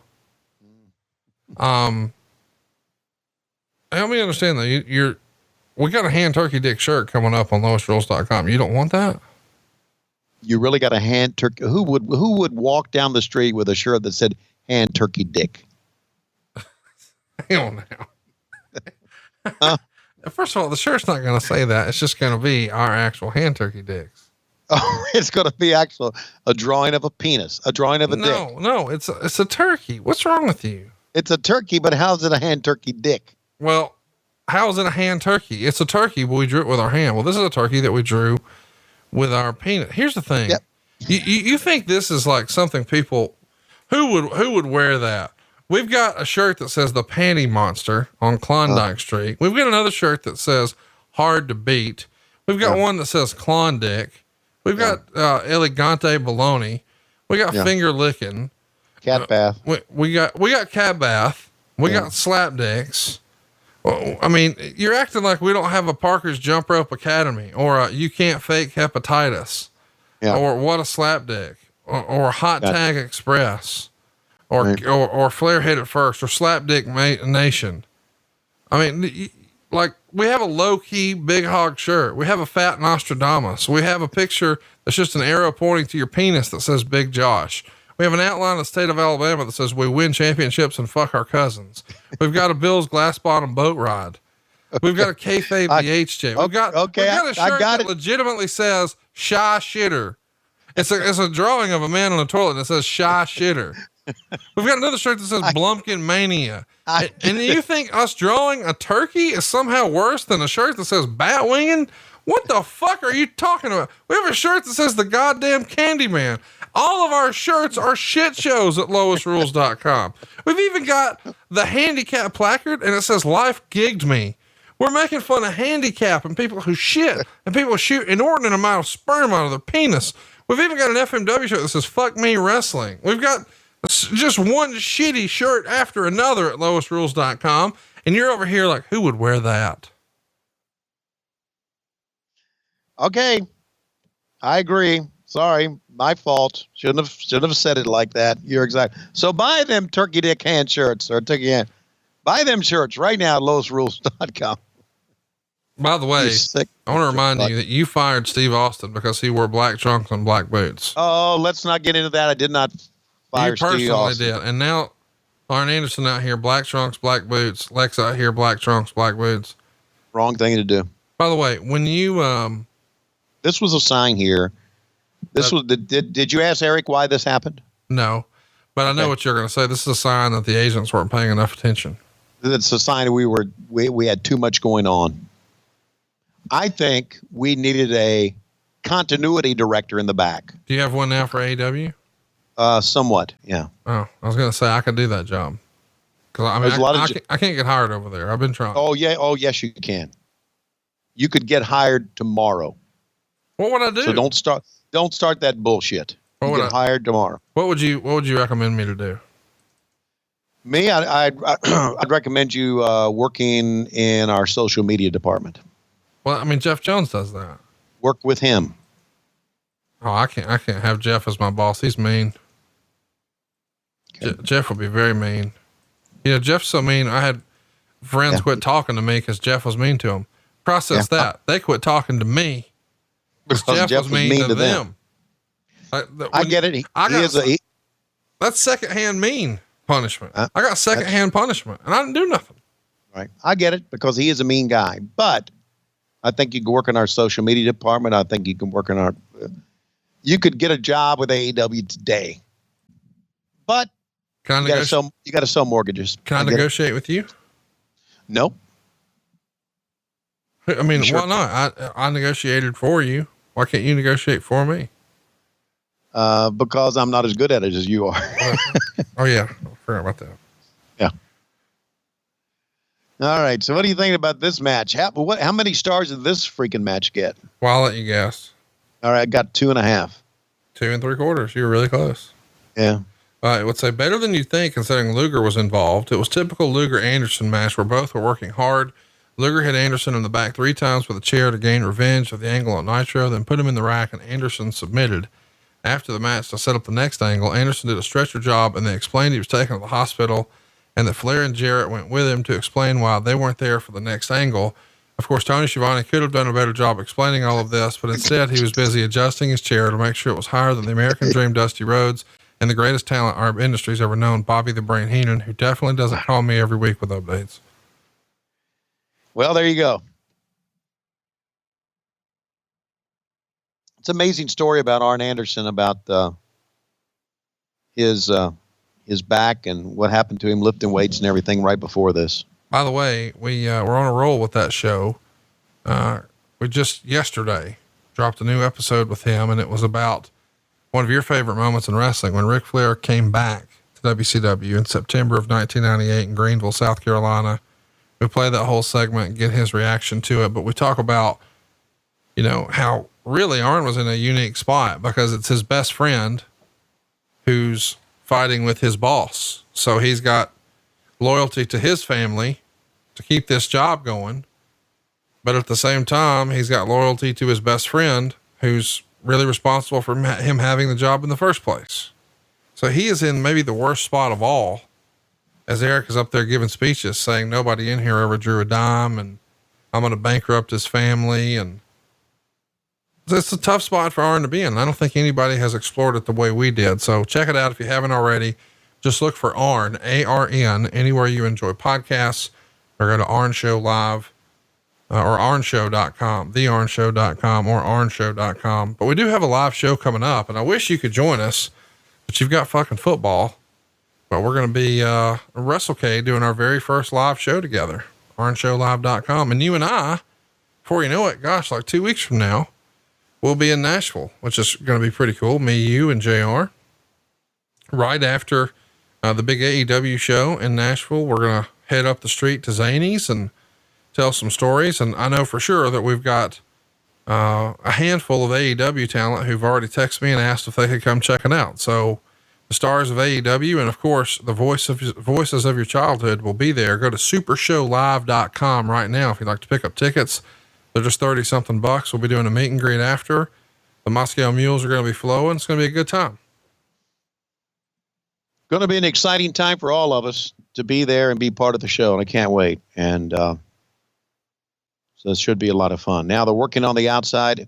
Amazing that Arn Anderson, even after what happened to him, would go in here and work like this. Again, I don't know the story of K-Dog here and no. So the idea is that they're the Dungeon of Doom and they're scouting the Four Horsemen.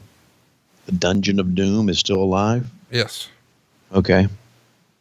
And specifically they're looking at Arn Anderson because they've got a real problem with Chris Benoit, because Chris Benoit I bet they do. has been putting his penis inside of Kevin Sullivan's wife over and over and over in hotel rooms across the country. Right. And Kevin Sullivan is not happy about that. So he wants to make sure that Arn Anderson, as Chris Benoit's friend, has to pay the price for putting the tip of his penis inside of his wife. That is, that's a hell of a storyline. Yeah. And it's got a lot of people talking in the business. Yeah. Sure does. It sure does. By the way, lots of good stuff coming up too. Steve McMichael and Chris Benoit against Ming and Barbarian is next. And that's where we'll see this angle with Sullivan after. But then Hull and Nash taking on Harlem Heat, way better than you expect. Probably the best outsiders match. Really, really good. And then Hogan, Savage in the main event. And, you know, I know people at this point were making fun of these guys for being old and over their, you know, over the hill and past their prime, whatever cliche you want to use. Who was making fun of this? The WWE? The WWE, and a lot of fans got behind it. They wanted the younger stars. But, you know, as we've pointed out many times, that's all stupid, man. It's all just in the way it's presented because, and I know everybody knows where I'm about to go, but it's 1996 here. And, you know, if we're being honest with ourselves, Hulk Hogan's only 43 here. I mean, what the fuck? Right. When you really think about that, right? Well, yeah, age is only a thing if you make a big deal out of it. You think older performers in their 40s can't be cheered on by the younger set? You think in your mind that because of all this research say we want to reach out to the younger kids, that means you got to have younger kids performing? Well, it was the easy thing to poke at, but like you and I have spent a lot of time talking about how great Chris Jericho is today. He's 48. Right. Chris Jericho today is 5 years older than Hulk Hogan and Randy Savage in the main event of this show. Right. I mean, goddamn. Right. Goddamn is right. And by the way, Arn Anderson, who we all agree and joke about here a lot on the show, has always looked like he was born 47.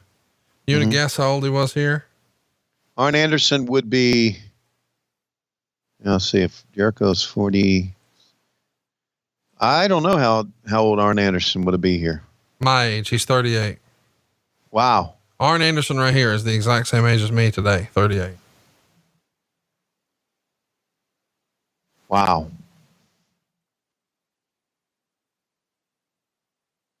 It'd be like if, you know, I dropped a microphone tomorrow and realized I just can't do it anymore. And I had to hang up I had to retire from podcasting forever. My podcasting career was cut short. Well, hope that'll never happen. Watch out here.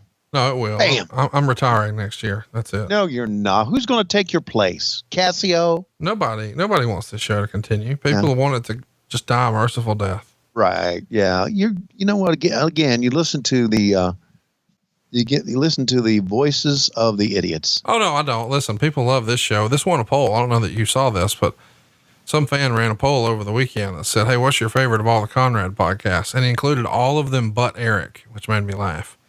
Cause Twitter will only do 4 options on a poll. So he just took Eric's off. But you won. Wow. You know why? Because we have fun on this show. Yeah. That's what wrestling is about. It's about fun. That's why I'm enjoying AEW so much. I'm having fun every Wednesday. Hell, I'm having fun on Tuesday when we do the production meetings. Fun. If you're having fun, if we're having fun doing the show, the listeners or the viewers, if it were a TV show, are having fun as well, I think. Come on, lay all those chair shots in, Lex. Jesus Christ.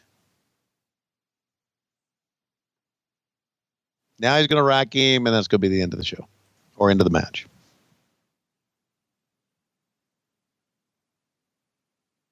Need continuity directors. Man, these guys with look at Mark Curtis turn around.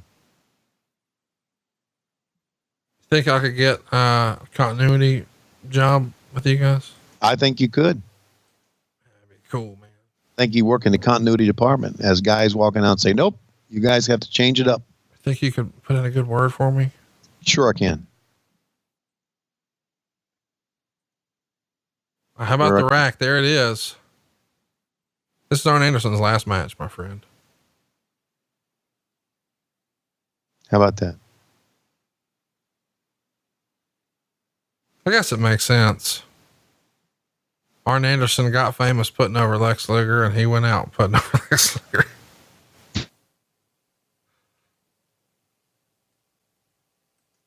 You still with me? Uh-oh. It's like we lost Arn. Amazing, isn't it? We lost you for a minute there. You did? Yeah, I'm having a Comcast outage in my area, as you well know, and you cut out for just a moment. Yep. So I said, it's his last match. And then you had comments that no one heard. Never seen Lex Luger before this aggressive with purpose. Well, we really threw out some shit there. When did you know this was his last match? A year later? Yeah. I didn't really know how bad a shape he was. I really didn't at that time. And it's funny, I always say, Arn is a good friend, and Arn's a close friend, and Arn's obviously, if I was as close a friend as I always say I am, I would have known that. But I think as we got later on in life, we got even closer. Arn and I did. And so, yeah, I didn't realize how serious all this was. But he took a hell of a rack there, didn't he? Well, there's lots of hell of a racks. Never mind. Yes, there are. Yes, there are.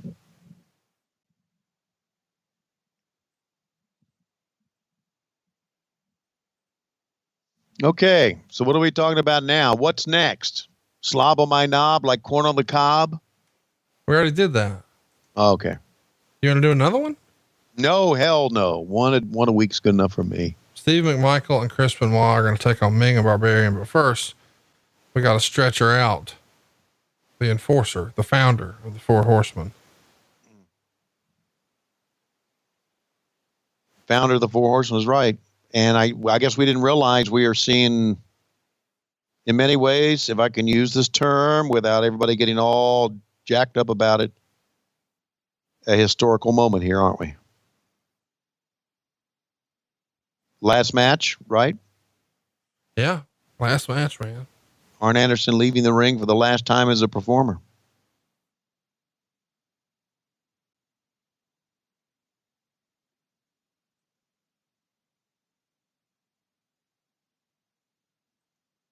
We will, we have not heard the last from Arn though. He's going to be at StarCast.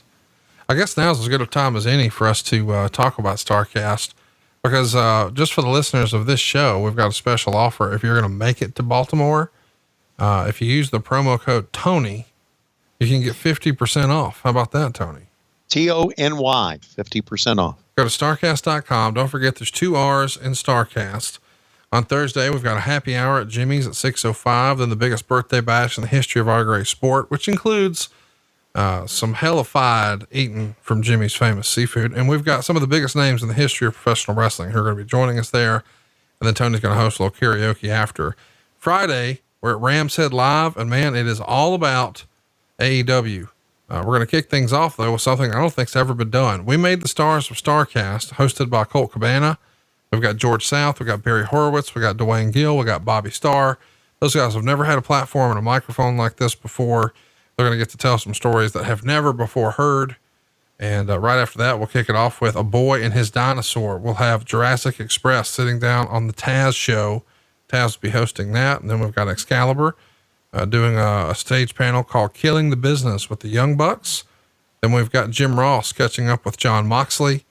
We've got Kenny McIntosh coming over from across the pond to sit down with the Rhodes family for, instead of Inside the Ropes, we're calling it Inside the Rhodes. And then our main event, Crockett.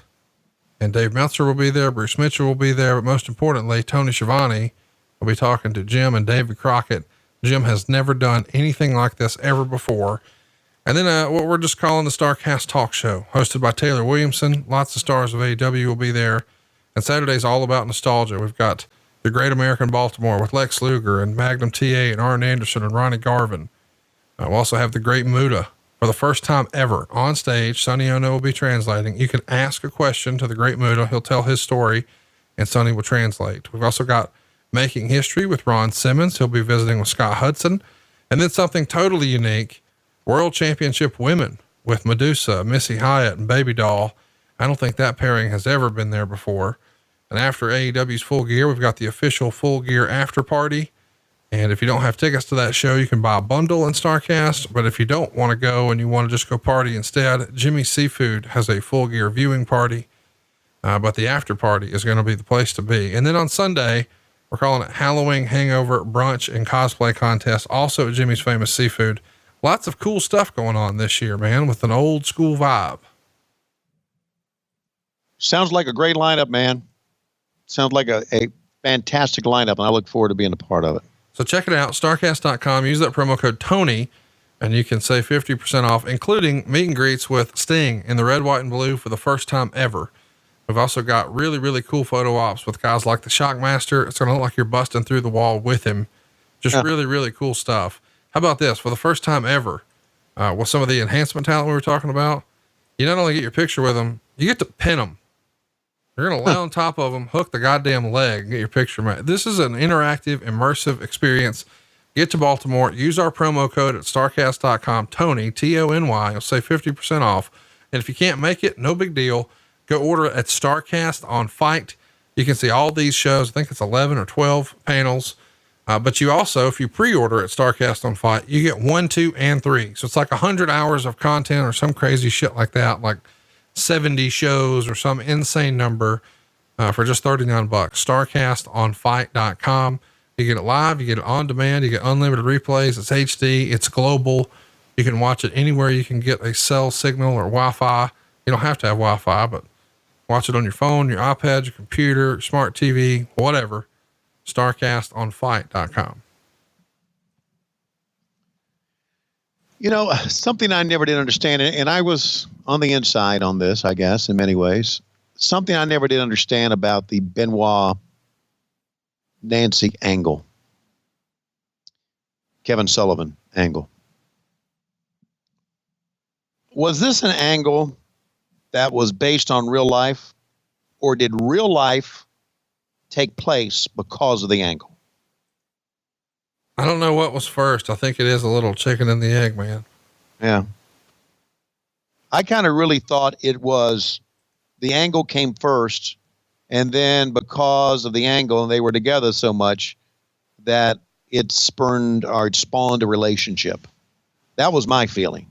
Because back when this angle was going on, like anything else, you know, I always thought everything was work, right? I knew they never made me believe anything. And they tried so many times, especially when Vince Russo got there, they tried so many times to work the boys to make you feel that, oh, the boys think it's an angle, then they're going to tell everybody else. They're going to tell Meltzer, and it's going to come out to be it's real. So I thought it was one of those things where they were trying to work the boys. And then afterwards, obviously, Benoit and Nancy became an item and got married, and the tragic ending to that. But I always thought it was the angle first. I don't know what was common knowledge back then or what most people thought back then.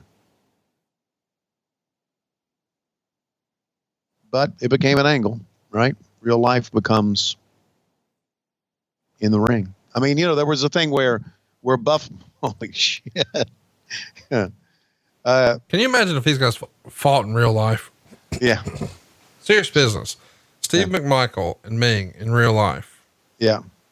It'd be a hell of a fight, man. Because here's the thing. If Ming, like Mongo's so high on cocaine in this match, that if Ming did bite chunks out of his face, would Mongo even know? No. No, he would just look at the chunks and keep on going straight. By the way, to this day, Mongo has one of the funniest lines I've ever heard in the history of my entire life. And that is? He referred to the women in his life as being on scholarship. And so when he got a divorce, he would say, "Oh, she lost her scholarship," which I think is just tremendous. I used that word this year in my house. Yeah. And I got a death stare. So apparently the word was out. Yeah. You didn't want to use that. Well, I didn't refer to anyone else in my life as being on scholarship, but just the phrase got a little heat. So that let me know that Mongo had slung that word around enough that Rick had used it. Right. Yeah. Yeah. I got that. Mongo was at our last Starcast. I got to talk to him a little bit, and for the first time in a long time. He's as irreverent and entertaining as he's ever been before. And he certainly was entertaining, man. And of course, like you said, I mean, you said he may have been on some stuff at this, but he was a legitimate NFL badass, was Steve McMichael. And a legitimate in-ring badass performer was Chris Benoit, man. God. We say it every time, don't we? Every time we see one of his matches, everything he did was so good and looked so real and so forceful. And he could sell, man.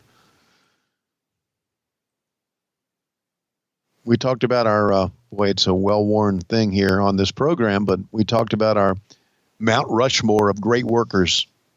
Chris Benoit is on that Mount Rushmore of great workers.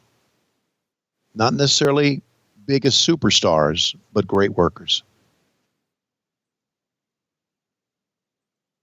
You see over the weekend that the horse that Hangman Adam Page rode to the ring in Chicago died?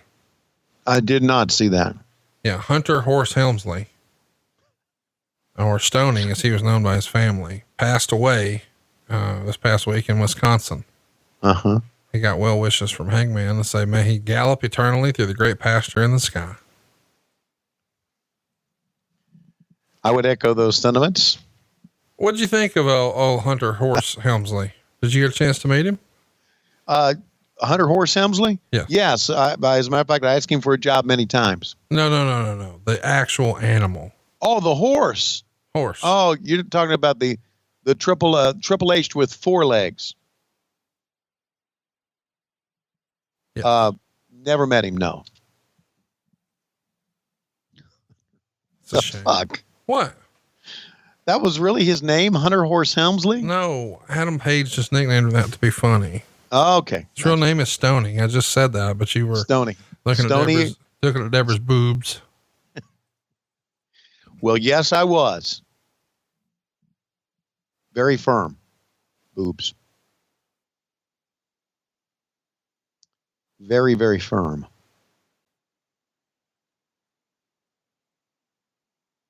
Why didn't the Barbarian and Ming ever get over as a team? Because fans didn't give a fuck about them.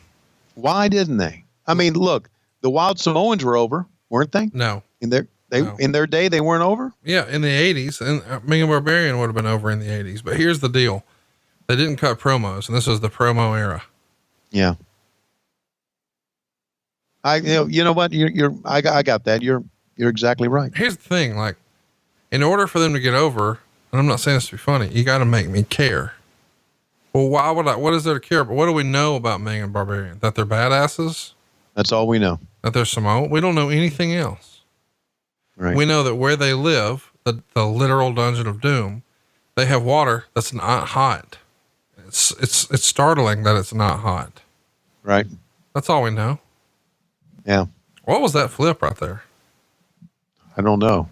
By the way, if you're a woman, Which I'm not, but if you are, and Ming, and you know who Ming is, yes. and I know he's married, so this has never happened. But Okay. if you were a woman, oh my God, just flip him right. Fuck. What the fuck? That's some Jesus. grown man. I know a lot of fans in the crowd didn't react big to that, but that's some grown man shit. You're not getting it. Just catch a dude and throw it. You know what? I take it all back, Tommy Young. I'd have done it too. God damn. Fuck.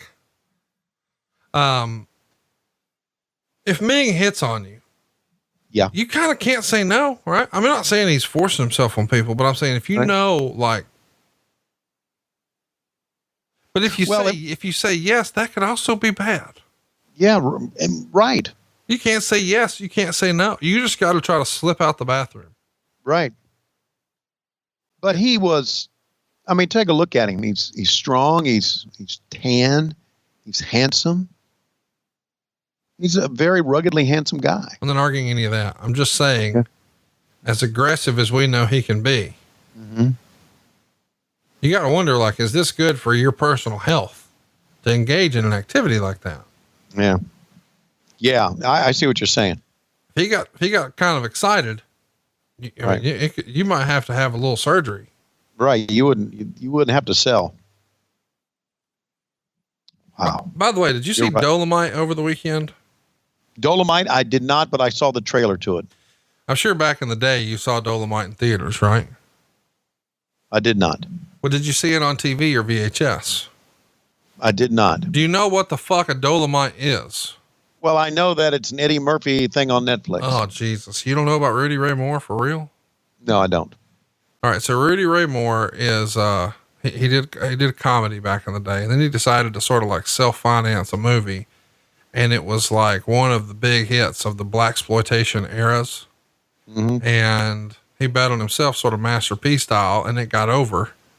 And oh my God, you have got to see this bump from Ming. Ming just literally got on the top rope. I'm sorry, that was Barbarian. Right. And threw Chris Benoit off the top rope with like a back body drop style maneuver to the other goddamn turnbuckle all the way across the ring diagonally.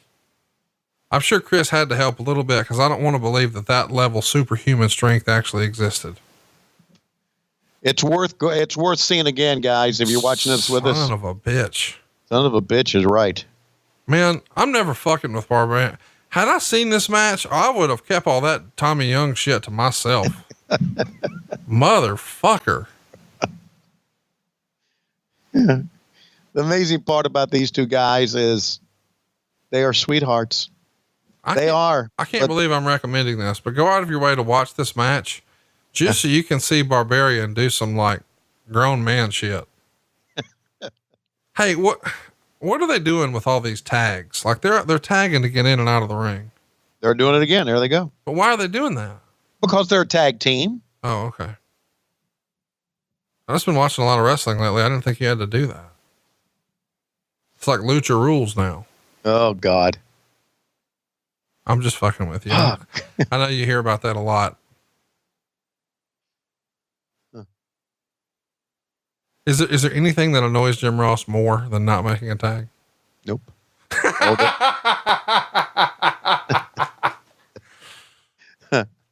There's a lot of things that annoy JR. But that's Believe at you the me. top of the list. Yeah, it's one of the things. Goddamn. I Just can- listening to the commentary and knowing him in real life, I'm like, oh, he's fucking legit mad now. Like, this is no longer like just working. We're fucking real mad now. Did they bloop him out saying "goddamn" on the air? I don't remember. Because something happened. He went, "Well, goddamn." I just, it's like a 7-second delay, and there's someone in the back that bleeps him out, and And he said that, and I just fucking lost it, and so did Excalibur. Did you see the hilarious bit of, oh, here we go. Here's the angle. Okay. So they're going to take out the horseman here. And they're specifically targeting Chris Benoit. We'll play a little audio because, man, this gets wild in a minute. Big Bubba Rogers and Conan have the advantage now on the outside, 2-on-1, yep. But Benoit's still not going down without a fight. He's trying to fight off Ming and Barbarian. It was 2-on-1. Now it's 3-on-1. Now it's 4-on-1. The Dungeon of Doom just laying the damn wood to Benoit, but Benoit's still trying to fight back. But eventually it's going to be a numbers game. He won't be able to sustain this. There it went. Down he goes. Kick. Oh, Halliburton across the back of the head from Kevin Sullivan onto, he nailed him the first time for real. Yes, he did. Yes, he did. All right, here we go. Mafia style kick from the Barbarian. Oh man. They're trying to move the body of Mongo out of the way.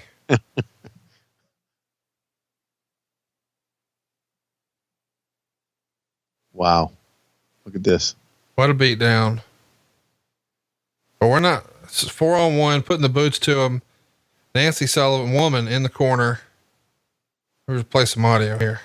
And just kicking and pounding away. Kevin Sullivan's approaching woman. Look at this confrontation right here. Look at this confrontation right here. If you would have told him like you're supposed to Friday night, this wouldn't be taking place. Well, he's not one of the Chippendales. What was he saying? You showed me why I'm still the man. Did you hear that? Let's listen He's not the man. He's not the man. Just remember, I'm the man. He said, to show you why I'm still the man. And look, he's got a blue band around his wrist. He's an outpatient from the nut house. The man is escaped from the nut house. He's been there today for treatments. We talked about it. We talked about it coming. We smelt it. We talked about a fight. That's all this is a fight. So you saw Jimmy Hart screaming at woman. This wouldn't have happened had you called him Friday night like you said you would. You knew you had to call him. You didn't call him. This wouldn't have happened had you called him Friday night like you said you would. And then Sullivan slowly takes off his jacket and his shirt, and he's got a wife beater on underneath. And he says, I'm going to show you why I'm still the man. He's not the man. I'm the man. And after he hits him a couple of times, he says something like something sacred in this household or something. And now woman is trying to revive Chris Benoit as the Dungeon of Doom has just left him laying. And of course, Jeff Jarrett, Arn Anderson, and Ric Flair are nowhere to be found to make the save for their Horseman brethren because they're with Arn, who was just stretchered out in the prior match. They're with him at the hospital. So really a weird thing to look at in hindsight, knowing what we know. Good stuff though. Yeah, it was a good angle. It really was a good angle. So we go to the NWO interview set. Ted DiBiase. I got to tell you, I need on Patreon for me and you to watch, and not the new Eddie Murphy Dolomite, but an old school Dolomite movie together. You would love it. How many Dolomite movies were there? I think there's like 7 or 8. Really? Yeah. Okay. Rudy Ray Moore is basically the black Tony Schiavone. He's passed away now. Okay. But he had why would you call him the black Tony Schiavone? Cause you're not anymore, but when we first started doing this, you were a little heavy set, a little heavier. Right. But you were funny, but you were also dirty. You still are. And, he would pretend to know Kung Fu and like you like Star Wars. So you could buy into that. Right. And he, whenever he would make these movies, every woman wanted to have sex with him, which is what you would do if you were directing movies. And then when he would have sex with them, like it would like collapse the room because he just beat them out the frame. But like the first movie was just called Dolomite, but the first one I heard of as a kid was Human Tornado. Yeah. Which is tremendous. Human Tornado. But he also did like the Monkey Hustle. Monkey Hustle. Yeah. Petey Wheatstraw, Disco Godfather, Penitentiary 2, Murder Was the Case, the movie. Petey Wheatstraw. Yeah. Petey Wheatstraw. What the flying? He's the devil's son-in-law. Okay, well, there you go. That explains it. Well, here comes Hall and Nash. It's pretty apparent that the NWO is having their own entranceway in this show. So, we're getting near the main event here, and there's been some pretty good things in this show here. Wouldn't you agree? Oh, yeah. This is a big show. We recently covered this on 83 Weeks, as I mentioned earlier, and Eric Bischoff said this was, in his opinion, peak of his WCW run. Like, he thought this was the show that sort of exemplified everything he was trying to do. And looking back at it, was his favorite time in wrestling. And he just remembers this era and this show specifically so fondly. This is the first time in MGM Grand and Las Vegas like this. And, first time with the big Slim Jim sponsorship, and the NWO super hot. And it's just a big moment in WCW. And here we see the tag champs, not only with Sherry, but with Colonel Robert Parker. And of course, it's Harlem Heat with those old WCW tag belts. They're about to drop these belts to the outsiders. You see both Stevie Ray and Booker T wearing breathe right strips on their way to the ring. Breathe right strips were popular on football players back then, and that's why they started to wear them, or on athletes, mostly on football players. You'd see football players take off their helmet, and they have a breathe right strip on. I wear a breathe right strip every night. Love them. Yeah. I wore them for a little while, but they didn't really help me out that much. I just recently introduced Dave Silva to him. He swears by them now. Really? Changed his life. Really? Yeah. I really liked Harlem Heat's get up here. It looked, with the flames and the red and everything. They also wore black to the ring sometimes too, but I like the red much better on them. Good look. Sure was glad they made the Hall of Fame, or Vince's version of the Hall of Fame.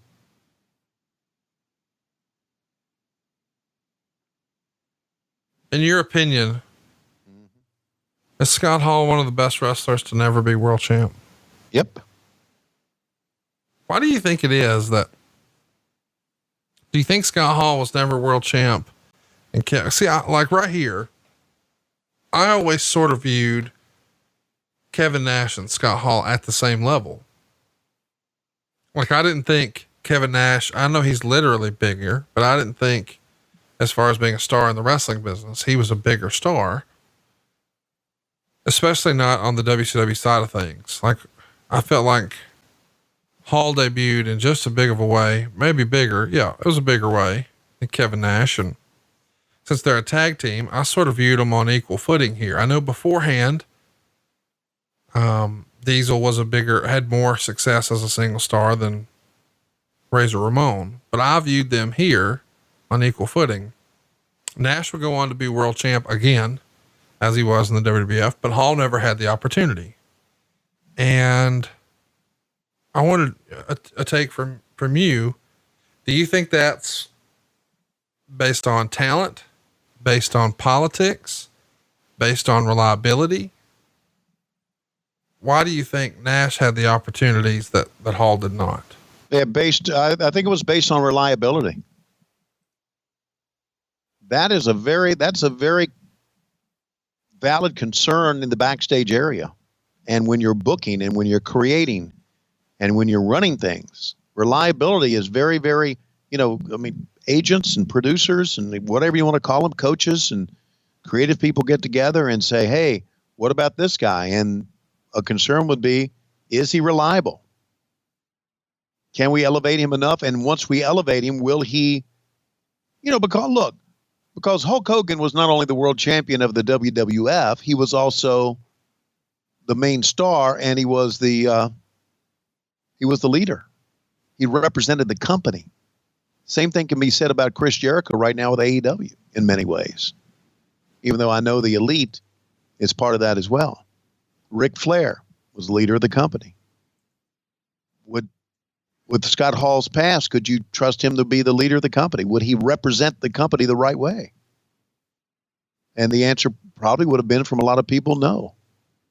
Even if you said, okay, let's talk to him about this. Let's tell him, Scott, you can work. You look great. You got the best working punch in the business. You can do a great promo. We want you to be the world champion, but we have to have your word that you're going to behave yourself and you're going to always show up on time and you're going to be sober. And even though you go to him and say all that and he would agree to it, there would still be some distrust in that. So I think reliability would be the main reason. Because he looked great, man. And again, I think Scott Hall's working punch was the best. I don't know why. I mean, now there are a lot of great working punches, but I always thought his were the best. You think it's better than Jerry Lawler's? I would say yes, because to be honest with you, I've seen more Scott Hall matches than I've seen Jerry Lawler's. So who the fuck are you? You're such a monster. What? Because I haven't seen that many Jerry Lawler matches? You're 70 and you haven't seen more Jerry Lawler matches? I'm not, Scott first Hall? of all, I'm not 70. I'm not even close. I'm closer to 70 than you are, but don't put me to 70 yet, motherfucker. Exclamation point.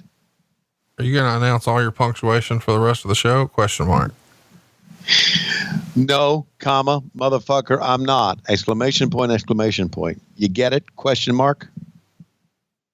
Hypothetically, comma, who saw Sherry's folds in wrestling? Question mark. I don't know, period. Seriously? There's a working punch. Great working punch. Do it again. Exclamation point. Seriously, you never saw Sherry hook up with anybody? No. Do you think that she fucked people in front of me? No, I don't mean that. I just mean, listen, you've talked about how Ollie Anderson was laying the wood to old Sharon Sadello. Well, that was common knowledge. Well, that's what I'm saying. Like, you've talked about how all these women were with this guy or that guy, but I've never heard of Sherry hooking up with anybody. Was she a lesbian? Never. Was she a lesbian? Not that I was aware of. Was she ever married? I don't know. You don't know shit about Sherry. What is the deal? I don't know shit about Sherry. Well, I can't wait till we do a show about Sherry so you can say you don't know shit about Sherry. You should have known shit about Sherry. Sherry's worth knowing shit about. There's another t-shirt. I don't know shit about Sherry. You don't. By the way, I don't. You know more about Sherry than I do. Who did she fuck? Tell me. She was married and divorced at least twice during her life. And Booker T gave her away at one of her weddings, and she has a son. Uh-huh. And you don't know shit. Okay. So who did she marry? Did she marry any of the boys? Anybody in the business? Robert Schroll in Tennessee. He used to renovate homes and she would help him. Okay. That sounds real exciting. Motherfucker used to call sliders for minor league baseball team. What else? Who else she married to? I don't know. Goddamn. Was she married to a guy that did hardwood floors for a living? How about a drywall guy? She married to one of those? If you want some hardwood, all you've got to do is go to bluechew.com. Oh. All right. Play F, Marry, Kill with our StarCast panel. Oh, God. Why do we always play that game? There's no winners in that game. Well, hang on now. The only loser is the person playing the game. It's Medusa, Baby Doll. Oh, okay. And who else did I say? Oh, Missy. Okay. F, Marry, Kill. Get it. I would marry Medusa. I would fuck Missy and I would kill Baby Doll. Marry Medusa. Fuck Missy. Yep. Kill Baby Doll. Right. Why are you killing Baby Doll? What'd she ever do? I don't know. Anytime you play that game, you lose. And you know why you lose? Because you have a smart ass on the other end and say, why'd you want to kill her? I don't know.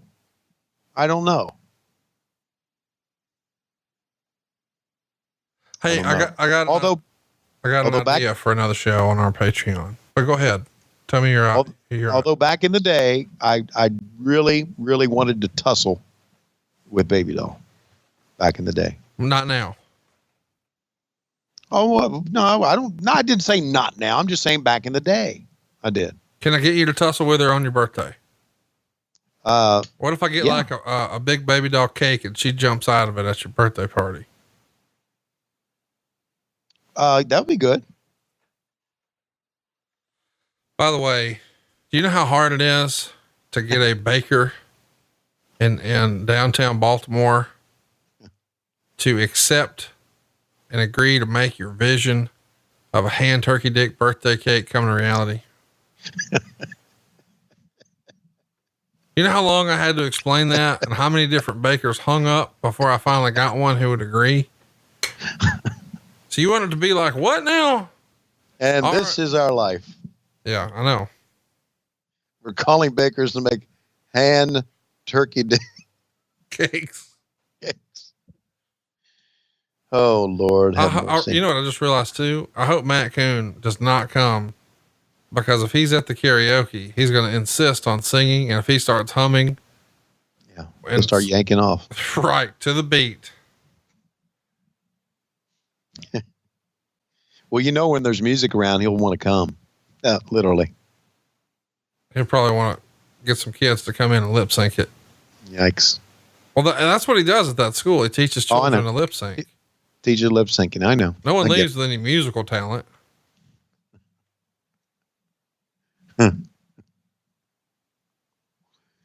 Well, it's going to be a fun weekend in Baltimore. Oh, I got to get your opinion on this, as we just saw a great short arm clothesline Okay. by Stevie Ray tagging in Booker T. Gonna see if he can't finish off Scott Hall. So my opinion on what? Tessa Blanchard, Yeah. she's going to become the Impact World Champion, Okay.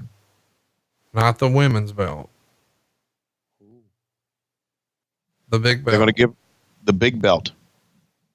I think they announced that there's going to be a pay-per-view match where she challenges for the big belt, but I mean, obviously, what does it matter? The point is, a woman holding the big belt in 2019. Your thoughts? Well, I've always thought that Tessa was one of their better workers. Nobody's arguing that. Right. Let me ask you this. Who's their champion right now? Probably Sami Callihan. Okay. I can see her beating Sami Callihan. Is that what it is to you? It's just who has it? Yeah, kind of.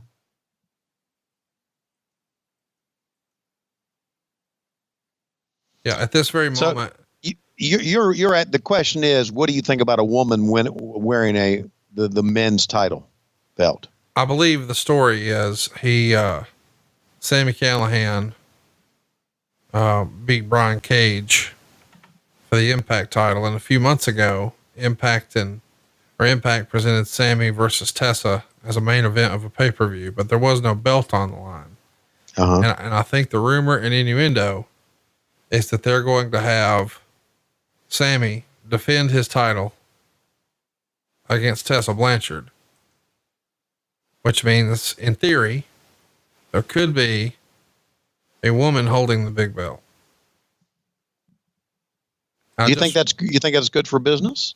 I want your opinion. People listen to this for your opinion. Oh, for my opinion. Okay. I think if we thought that was good for business, we'd be doing it right now. So I'm not so sure how good that is for business. So you're saying it's a desperation move from Impact? Desperation move? I don't think it's a desperation move. I think it's just people wanting to try something that's never been tried before. It could. I don't know about Impact's Man, business. look at Scott Hall grabbing Sherry. Oh, now he's, as Flair would say, making a woman out of her. Wow.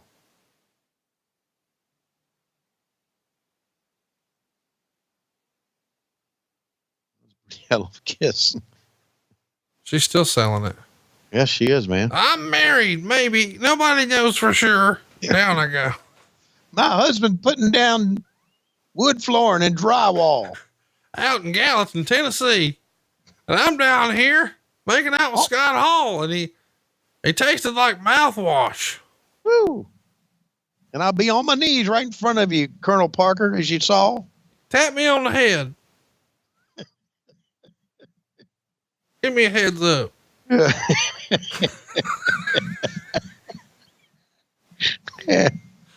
Was that your move back in the day? You tap him on the head. You give him a heads up. What kind of warning? In my head, you'd be like, "Oh, that feels so good.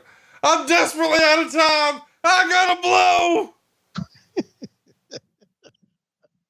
That's terrible. I just made that up. I was pretty proud of it. Oh, Jesus. Oh, God. Horrible. And then after you got done with one of those crazy horseman trips, about a week later, you'd be at the urinal. It stings.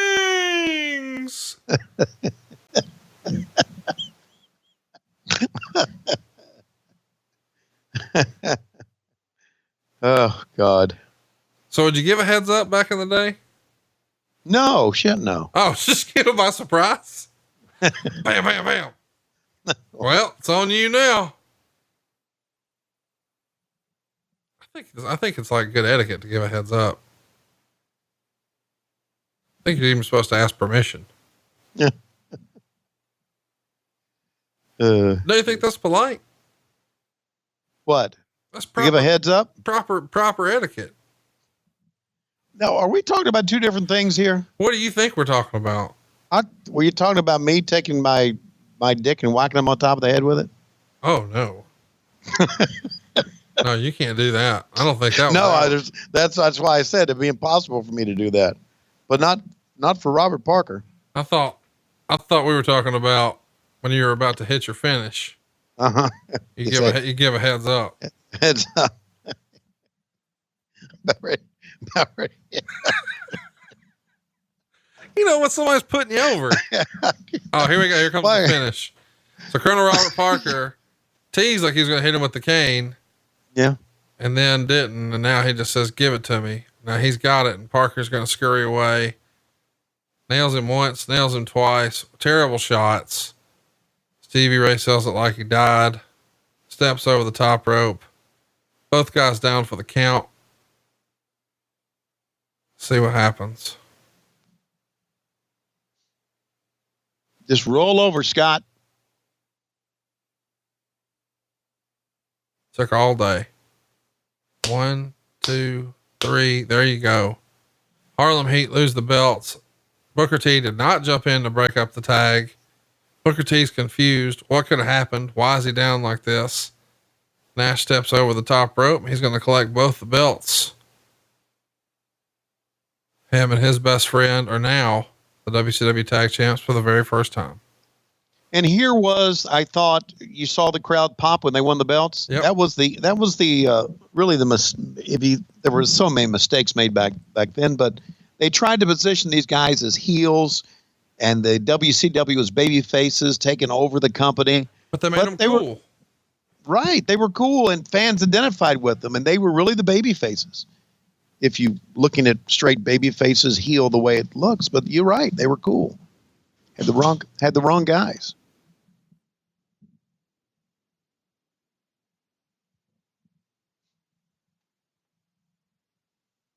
So there you go. NWO gets a big win. Oh, hey, we didn't talk about this. What'd you think about the way the World Series started? Nationals jump out 2-0. Yeah. And then the Astros make the big comeback. Mm-hmm. You surprised? No, I'm not surprised. TV ratings and all that, you got to have 7 games.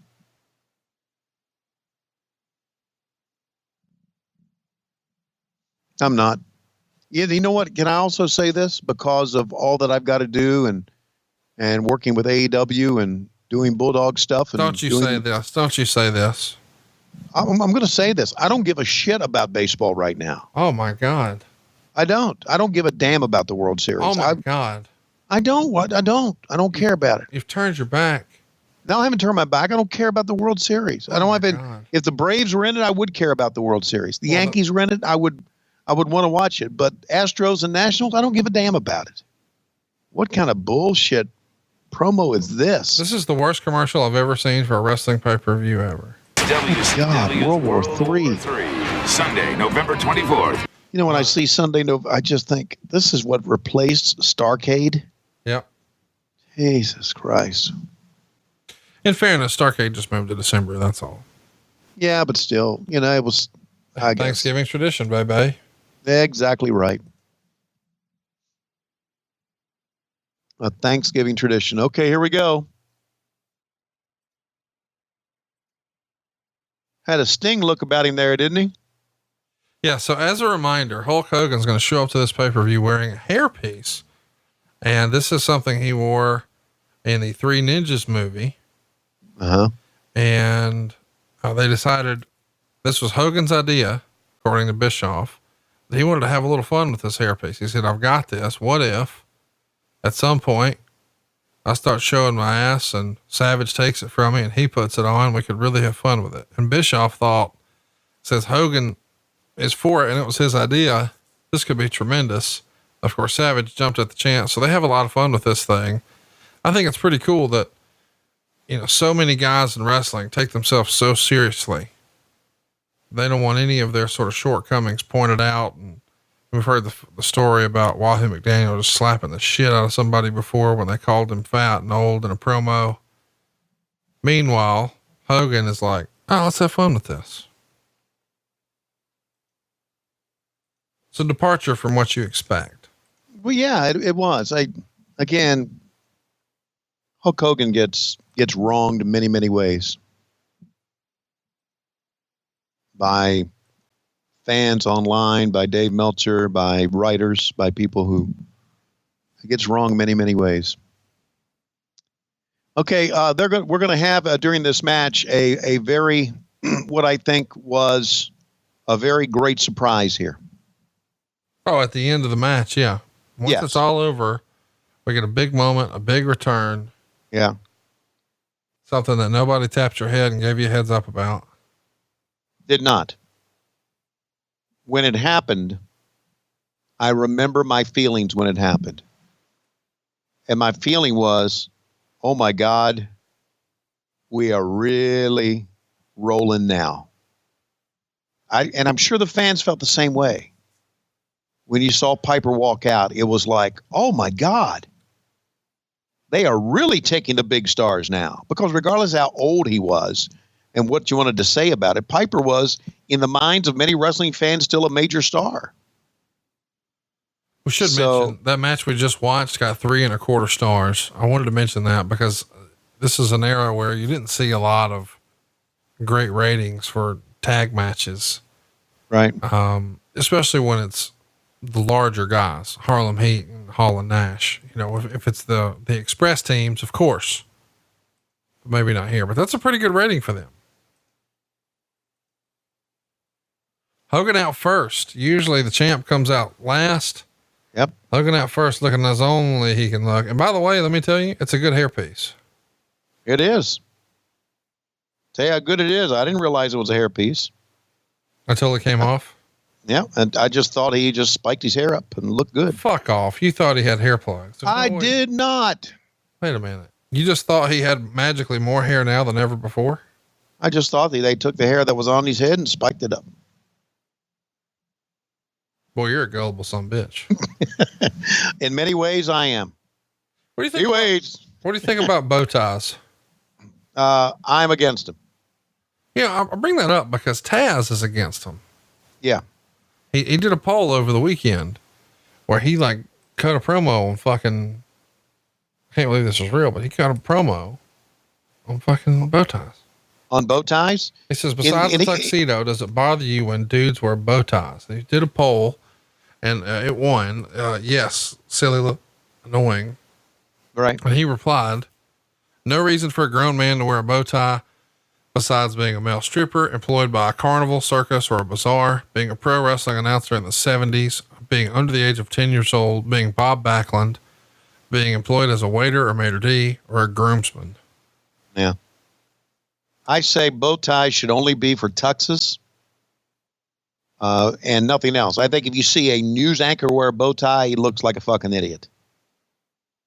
I think you see anybody wearing a bow tie on TV where most people wear a tie, not necessarily talking about a tux and tails and all that. I think he's trying to draw attention to himself and shouldn't be doing that.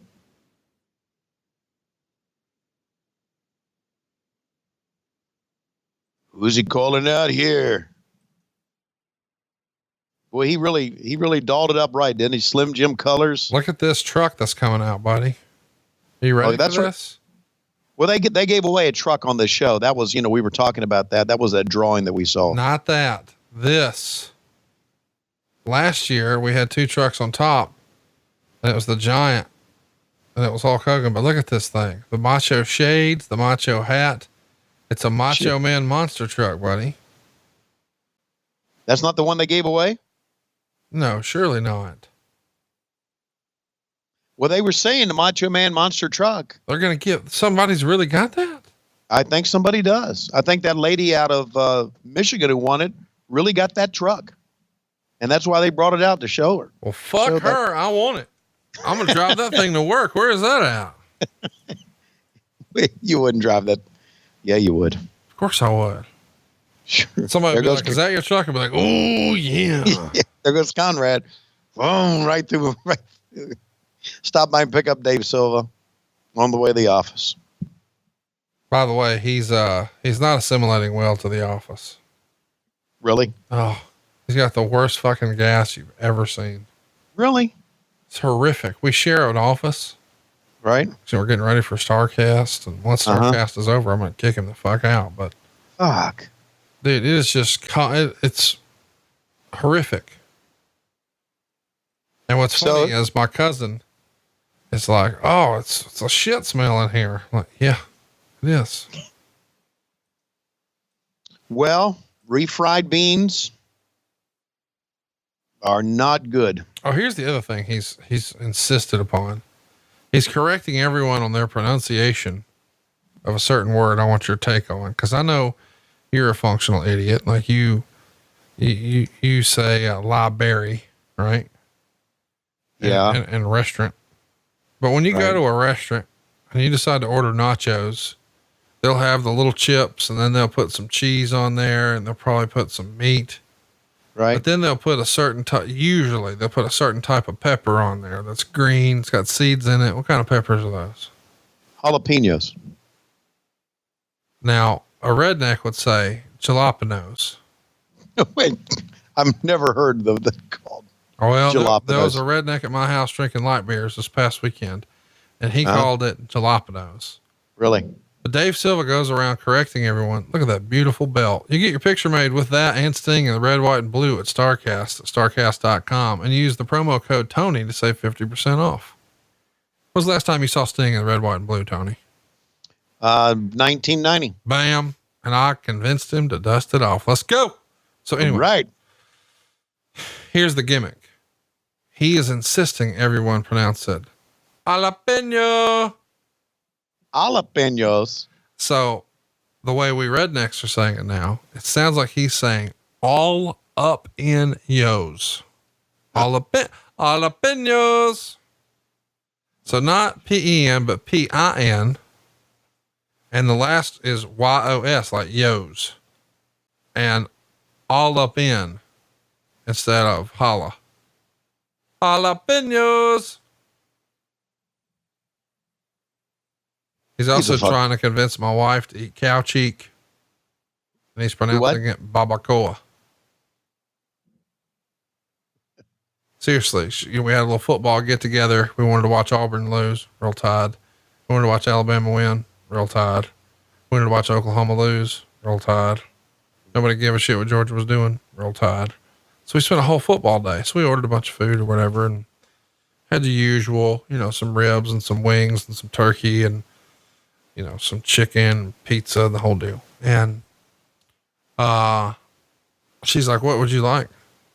And she, just for fun, has nicknamed him Silvert. She said, what would you like, Silvert? He says, babacoa. If someone said that to Lois, what would Lois say back? What the fuck is that? Thank you. Okay. That's exactly what would be said. Babacoa.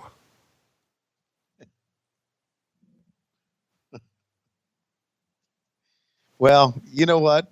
You need to move that Mexican back to Texas. I'm thinking about it. Yeah. How's he doing for you in there? Doing okay? I just told you he's ripping ass 24/7. I'll just send him a text.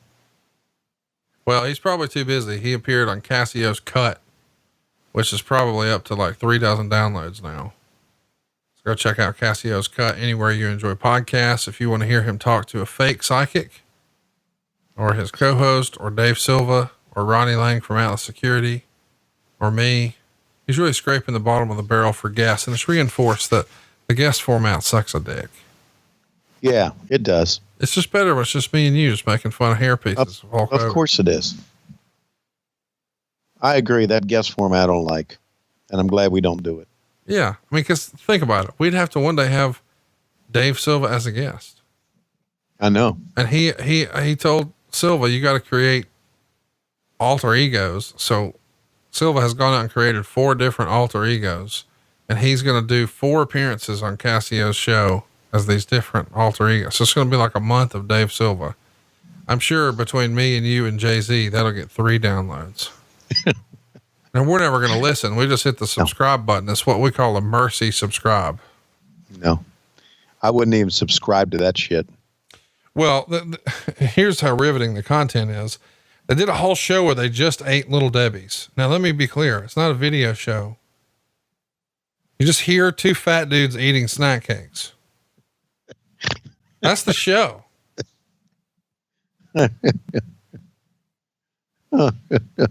See, here's the trouble. Cassio comes from the groundlings, right? So Cassio's like the best improv dude you've ever met. Cassio stand-up comedy is funny, but Cassio off the cuff is fucking next level hysterical. He's got muscle memory for just on the fly being funny. But as a result, he goes into these shows with nothing planned and thinks he's going to be funny. And he is, but his guest is like this prop. So he's forced himself into being Ric Flair working with Pork Chop Cash every single week.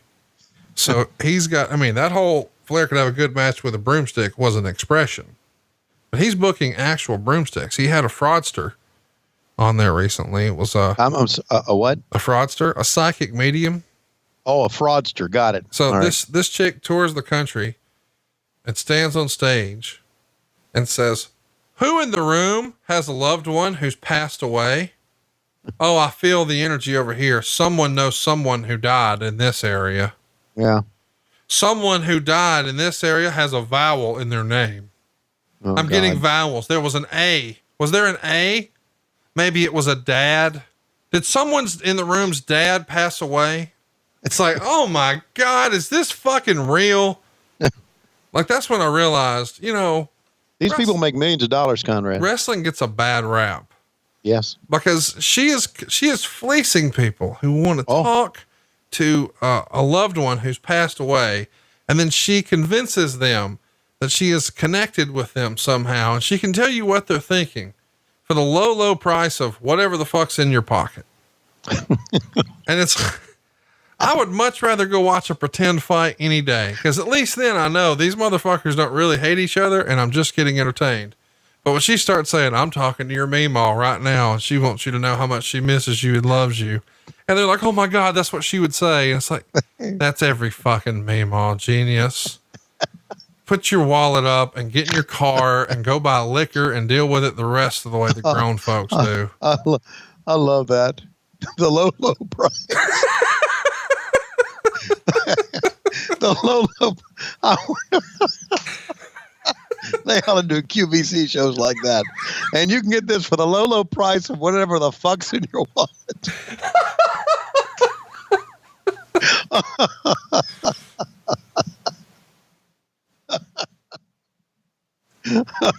What's great is the whole time Cassio's talking to her, because Cassio's like my real life best friend. So I know when these bullshit sensors going off, and I tried to listen to it for a few minutes, and the whole time I know Cassio through gritted teeth is trying not to laugh and say, "So this is all just bullshit, right?" But he knows it's going to be good content, or he hopes it is. So he just keeps going, but it would have been so hard not to just laugh in her face. Oh, fucking hilarious. Oh, meanwhile, what do you think of this match so far? What type of star rating did this thing get? It's better than you expect. There we go. Look, the shades are off. Because Hogan has wrestled this entire match with his chrome shades on. Right. And Savage is now showing ass with him, and he's selling it big like, oh God, he's got the shades. Please don't hurt me. Those shades give me my magical powers. Oh, I cross my heart and hope to die. I would never fucking do this to you. Help me, fans. Help, just shake my hand. Let's be buddies. She got my glasses on. I can't whoop your ass when you're wearing my own glasses. They give me a magical power. I'm like Samson with my new hair. Oh, not my hair. Don't grab my hair. It's my new hair. Oh, it's my Hollywood hair. It's my Hollywood Hulk Hogan hair. It's my Three Ninjas. It's Splash Mountain hair, whatever the fuck. And look, off comes the hair, and look at the crowd, dude. But it gets better. Watch what Savage does with it. There's a million things he could do, and this is the best. Just put it on.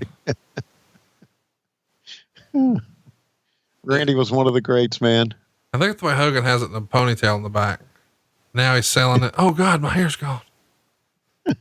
and you thought, oh, they just spiked up his hair. That's all. Yeah, fooled me. You observant motherfucker.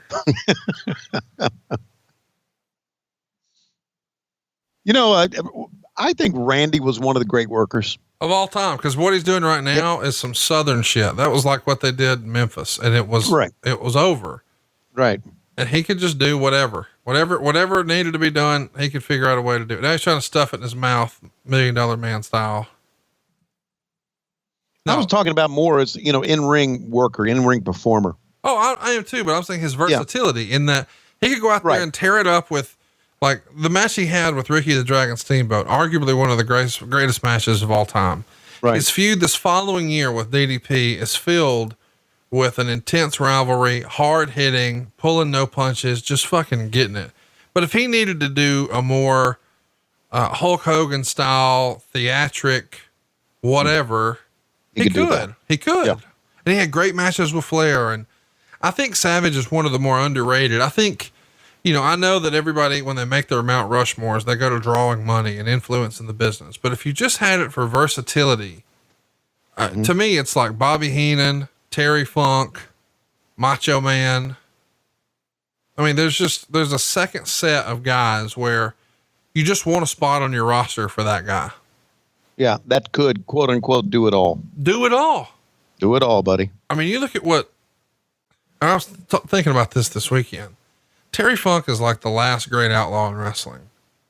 Like, he never really fully embraced Vince McMahon style of wrestling, and he always did what he wanted to do and the type of stuff that he enjoyed, more so than just quote unquote selling out and taking the bigger paydays. Cause he clearly could have done it, cause he could do anything. I mean, he did the old school NWA. Look at this prancing Hogan here. Hogan was in such better shape there than he is now. Not just in terms of, I'm saying physique. I just mean physically. He's so limited now compared to here. It just goes to show you the wear and tear on his back specifically. Right. In hindsight, how many years do you think Hogan lost on his in-ring career because of the leg drop finisher? Oh my God. He probably lost 5 to 10 years, maybe. I mean, it's gotta be, right? Oh, yeah. Man, right. Look at Liz. Very colorful here. Ooh, different kind of look for Liz. Yeah. Because Hogan has said that, if he knew if he knew back then what he knows now, he would have never done the leg drops. And that's what's funny is I think a lot of fans see that leg drop finish and like, oh, that's lame. Cause you got so many big impact, really spectacular looking moves, but you got to remember Hogan's a legitimate 300 pounds. Right. And he's falling directly onto his spine and back and put all that compression on the vertebrae every single night, especially in those WWF rings. In the early days of the WWF, like if you go back and you watch something from like 85, which I recently did, for a show with Bruce that I was doing some research on, I'd never seen, like the Wrestling Classic in 85, you see Hogan wearing a thong there, literally showing ass, not just figuratively. It was like a Southern bump and ring. That thing's making noise every time somebody moves around it. And if you remember those days. Oh, yes, I do. Like anytime you move around, you hear the squeaks. Man, there's the ass again. Hogan's all about it. But you had so much beef in there when Hogan was on top and he's wrestling monsters, like Akeem one day and Big Boss Man the next and Bundy the next. They started using a different style ring. They just became hard as fucking concrete and they made no noise. And then Hogan's just down on it, all of his weight, at least once a night, every night. It had to shorten, and he's obviously lifting very heavy. It just had to shorten his career. Had to. You think back in the early days of the WWF too, they worked every night. Yeah. Sometimes twice on the weekends, Yeah, absolutely. On double shot on Sundays, afternoon and a night show. Absolutely. So, and then driving up and down the road like they did back then. That's not good on your back if you do it like every day and you drive hundreds of miles every night after you take the bumps. It's just weird to think about too, like with the reduced travel in the AEW schedule, that may be a little different, but you look at some of the tippy top guys in the WWE right now and they're traveling by bus. That's gotta lengthen your career, reduce your injuries and increase your quality of life and your recovery time. And just, it's just gotta be better for you. But at the same time, if you knew what you knew now, like these days, the pile drivers are rare and Hulk Hogan might not be doing the leg drop finish. It'd be curious to see what that really looks like, because you would have had a better shot at getting a Steve Austin and a Hulk Hogan at a WrestleMania. Right. A John Cena and a Hulk Hogan at a WrestleMania. Which now a lot of fans will say, oh, I don't care about that. But maybe 10 or 15 years ago, you would have. But they're doing it tomorrow. As people are listening to this, tomorrow's Halloween and Crown Jewel. Can you believe Hulk Hogan and Ric Flair still involved in WWE storylines? Yes, I can. Because when we're talking about that money, absolutely. Did you hear the rumor and innuendo that Tyson Fury is getting $15 million for one match? I did not. I was thinking about that the other day. That's got to be near the career earnings of Ric Flair. I'm going to tell you something that may surprise you and may not. When I heard the name Tyson Fury. Oh, fuck you. What? You didn't know who that was?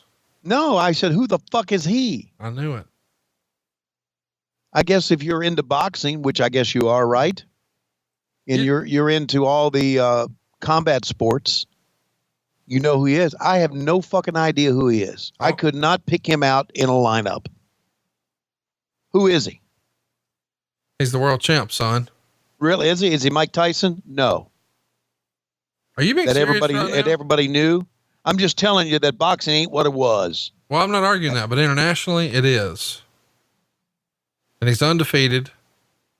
He's got one draw with Deontay Wilder back in 2018, about a year ago, actually. But he's undefeated, knocks everybody out. And I think he's held it all. WBA, IBF, WBO, IBO, Ring Magazine, whatever. It's him and Deontay. It's a 2-horse race. And he's great. A really, really, really, really, really big star internationally. Okay, well, good. And that's why he's going to go overseas and do his thing. How about this though? As big of a star as he is, he's got 500,000 followers less than Jim Ross on Twitter. And I know, there you go. I know for a fact, I can get JR over there for less than 15 million. JR talked to me about him, about going over there. Yeah, he went. Yeah, he did. Where are you at on Saudi Arabia? Would you go do a Saudi show? Only if the price was right. Well, how much money would it take for you to go? I don't know, 50 grand. Oh yeah, I can work that out for you. You mean text Bruce?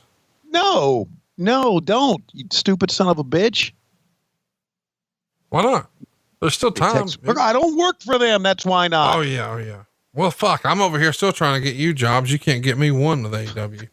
Trying to get you a second. Only thing you got to do is make one phone call. You look at that. Had the 1, 2, 3, and he sold the neck. That's great. You don't think? Yeah, I do. Yeah. I like it there. Well, they had to build it up and explain it all show for this very moment. Okay. If you believe that, fine. Well, teach me, Obi-Wan. You're my only hope. Huh. Oh, you know that movie line, do you?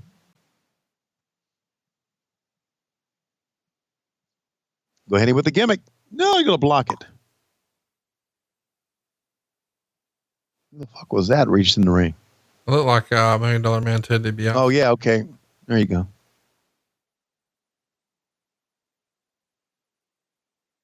What's the gimmick in the boot? It looks like he's going to go up top, set up that flying elbow smash. You ever take an elbow drop from Macho Man? No, I never did, but I certainly would if he wanted me to. You know, if he was to do one today, you know what do you call it? The dead man's drop? Coffin drop. Nope. I think we were thinking the same thing. Here comes the giant. By the way, we used to call him the Gant. The Gant? Mm-hmm. Why? You're a big Ron Gant fan? No, because every time Kevin Sullivan wrote his name down on a sheet of paper, he left the I out. Yeah, he would put Gant, and we'd tease Kevin, call him the Gant. Said, "What's this? The Gant?" I love that Kevin Sullivan misspelled it every time, and I guess it got to be almost a joke with us too because he put it down the Gant every time. By the way, here's when I know it's time to cut people off at my football party. This past weekend, I had Rod Wagner, world famous RV dealer, over. Is he as famous as Tyson Fury? More so. Okay. He says, hey, fucking's a vowel, right? 3, there it is. The giant drapes the arm, the python over the Slim Jim infused Macho Man, and Hogan is your winner. He retains the world title, a little help from his friends, the Gant, and Kitty Powers with an achy neck. But we're not done, and don't you dare go anywhere, because we've got Roddy Piper coming out. By the way, that match got 1 star. This match got 1 star. Yes, but it would be described as what turned into a Jimmy Valiant style comedy match, which made no sense given the storyline of this being the ultimate grudge match. But you know what? If you were in the crowd, I think you were entertained. I do too. And that's the name of the game, isn't it? Yeah. Being entertained. Meltzer would write, over the past 7 years, there were numerous attempts to get WCW to have Roddy Piper under contract, but every time Piper wound up returning to the WWF, and it almost became like an inside joke in the industry that Piper would negotiate with WCW just to get the word out to the WWF, who would then bring him back.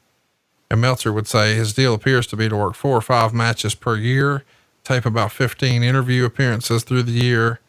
And the prime focus is going to be Turner is going to develop a syndicated TV show built around Roddy Piper as a bounty hunter or a policeman type role. And of course, it's for huge money. Wow. And the next day, off the heels of this, Raw does a 2.0. Yeah. Nitro does a 3.6, baby. Yep. There you go.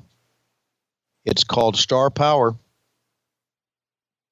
Or as the WWE would say, Superstar Power. Oh, Jesus. Well, that's what they say. So, now, so what should I text to get my job with AEW? Who should you text? What should I text? Hey, I've been thinking about this. I'd like to sit down and discuss doing some work with you guys. That's simple. You'd get a call back tomorrow. What, I mean, if I pitched that my vision was for us to have like a line of hand turkey dicks. Like, I know they're working on action figures and video games, but like, if we could really pop it off, don't you think we'd pop the territory with hand turkey dicks? I don't think so. No, never mind what I was saying. Don't do it. Hey, listen to this. Sounds like what? I'm going to tell you what it sounds like, boys. There's a big old chill bump running up and down my spine right now. I'm starting to get the bumps. I think I know what you're talking about. Sounds like bagpipes to me. Oh, no.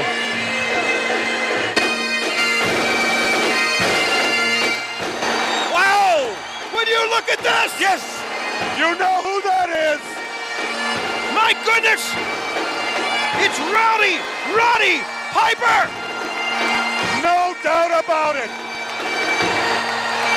Out of nowhere, look at Hulk Hogan's face! That's one man Hogan does not want to see. That's one man who has haunted Hogan's life since he started in this business. That's right, get behind the giant chicken! I love you. Get behind the giant chicken. So, why do announcers in wrestling have to play the dumbass? Like, they start playing the bagpipes, the crowd erupts, everybody stands up, they know what it is, but you're like, what is this? What could this be? What's this all about?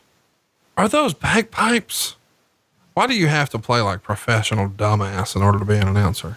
Because you don't want to say, hey, that's Roddy Piper. You want his appearance to have the big pop for the fans at home. Why don't you just lay the fuck out? Very good. Because why would you lay out?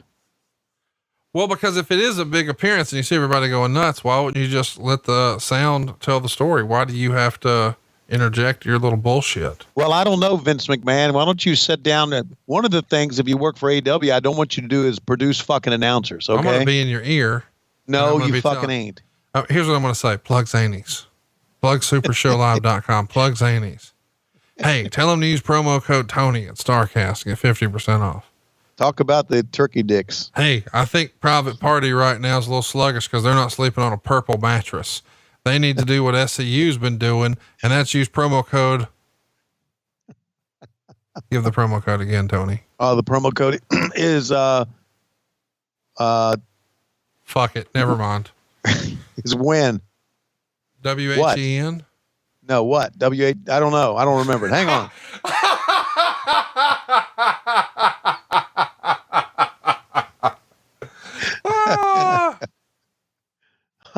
This is when I start melting down in your ear. It's what? WHAT at 84888. What? Yeah, that's when you start screaming at me. And then, by the way, while you're screaming at me, I'm not going to do a good job while you're screaming at me. When have I screamed at you when it wasn't for humor purposes? You can't do that. You can't scream at me. No. First of all, I'm not going to be producing the announcers. Whew, thank God. I mean, at this point, don't you have Alex Marvez handing you notes, and you got three guys in a 2-man booth already? You've already fucking shoehorned your way in there. Wow. Shoehorned my way in there. Well, then they had fucking Taz come. Eventually, you're going to have a desk the length of the fucking ring. All right, I'm Taz. This is Excalibur. That's JR. That's Tony Schiavone. That's Alex Marvez. And coming up, we've got guest commentator Britt Baker. And Scorpio Sky. And whomever. Yeah. I'm just busting balls. By the way, are you keeping up with the ratings this time at all? I know back in the Monday Night War, you were in the office every day, so you're keeping up with the ratings. Are you looking at the ratings when they come out now? Yeah, we have an interoffice email that comes out every week, talks about the ratings, but it does a little bit more different breakdown than they have just on the internet. It's a very, very good breakdown of what our ratings are compared to, other shows. And not just the wrestling show, but all other shows. Right. Like, for instance, this past week, we were like number 4 on Wednesday of live original shows on cable that day. And like, NBA was like 1 and 2, I think. There was something else 3 and we were 4. So they break it down that way, and they break it down per, age groups, demographics, things like that, comparing to other shows. So are you still over with the old ladies? I am with the one at the house, which is always good. You're not over with her. Well, I would think I am. I mean, we've been together quite a while, right? That's kind of being over. I don't know. She yells at you a lot on this show. Well, I know, but you have to be able to let it roll off your back and take it. By the way, are you coming to the Silva's housewarming party? When is that going to be? Well, you were telling me the date you could come. I didn't. Why don't we do it after StarCast? We'll do it sometime in December. Oh, that'd be great. That sounds good. Because there's a weekend in December. There's actually a whole week in December. There's a weekend in December where I have nothing. We can't. We have the housewarming party for the Silvas when the Silvas can do it, since they're the guest of honor. Not I know when that, I can do. but you're the big star. They want you to be there because Bruce ain't coming to acknowledge their presence. Wow. Eric Bischoff might. That's good. Well, we appreciate everybody acknowledging our presence. We hope that you'll go back and watch this first match on the show. I think it's a really, really great match with Dean Malenko and Rey Mysterio. And I think if you're a big fan of our show and you're familiar with the whole Barbarian nonsense that we've done over the years, then you should definitely go check out the Ming and Barbarian match, where you see Barbarian just grown manhandle some motherfuckers. But and hey, by the way, have a happy Halloween tomorrow, and hope you and everyone is safe and no shenanigans with your kids and traffic, and check their candy and the whole deal, because I know my mom was a little nervous towards the end of my trick-or-treating run. Things started to get a little sketchy out there. When was the end of your trick-or-treating run? 2 years ago. Briefly? 2 years ago. But next week we're doing something that we're pretty excited about. We're doing another ECW show. This time we're doing November to Remember 1999, as we're nearing the, believe it or not, the 20-year anniversary of that show. So we'll do it one day before that. The main event is Rhino and the Impact Players, which is Just Incredible and Lance Storm taking on Raven, Sandman, and Tommy Dreamer. We've also got Rob Van Dam and Taz for the ECW World Television Championship. An unbelievable match with Mike Awesome featuring Judge Jeff Jones taking on Masato Tanaka for the world title. Sabu will be in there with Chris Candido, and Tammy Lynn Sitch is there looking as only she can look. The Baldies, which is Spanish Angel, Tony DeVito, Vito LaGrasso, and how about this? PN News. Oh my God. Are going to be taking on New Jack and the Hardcore Chair Swinging Freaks, Axel Rotten and Balls Mahoney. We'll also have Jerry Lynn in there with Yoshihiro Tajiri, and Super Crazy. It's a 3-way dance. They made that one famous. Little Guido will be in there with Nova and Spike Dudley, an undersized performer in an era where that was not nearly as controversial as it is today, taking on Simon Diamond in a singles match. And this all went down on November 7th from Buffalo, New York at the Burt Flickinger Center. And that's a fun ECW show. I know you love it because all the ladies are there. Of course, we're talking about Francine. She's there in the main event. Dawn Marie's there. Bill Alfonso's there. Big Sally Graziano. Your favorite, Dick Hertz, is there. Jack Victory, Steve Carino, my favorite, Tammy Lynn Sitch, and everyone's favorite, the very mean Judge Jeff Jones, is there. So it should be a good time. We're going to do it watch along style, just like we did today. And we'll see you next week, because when I look at the clock, Tony, it feels like it's about that time. It is about that time. Conrad Thompson, thank you very much for wrapping up the show when you did. We want to also acknowledge our one and only Dave Silva. Dave Silva, who's been farting in the office on a daily basis. Dave, stop eating refried beans, and you would keep the gas where it belongs, up in your colon. Also, to all of our fans who want turkey hand-dick shirts, they're soon on your way from LoisRules.com. With that in mind, I'm Tony Schiavone, along with Conrad Thompson, soon to be employed by AEW. We'll see you next week on What Happened When on the MLW Radio Network. As always, on Mondays, you get it first on Patron. Hogan and Nitro, New World Order and the Crow, Thunder Russo, Arquette Champ, Vinnie Mac, simulcast. Tony's back with Conrad, not your classy podcast. Watch along, try not to laugh. Lois Rules, cat back. This wasn't the initial plan. Tom Zig's a good-looking man.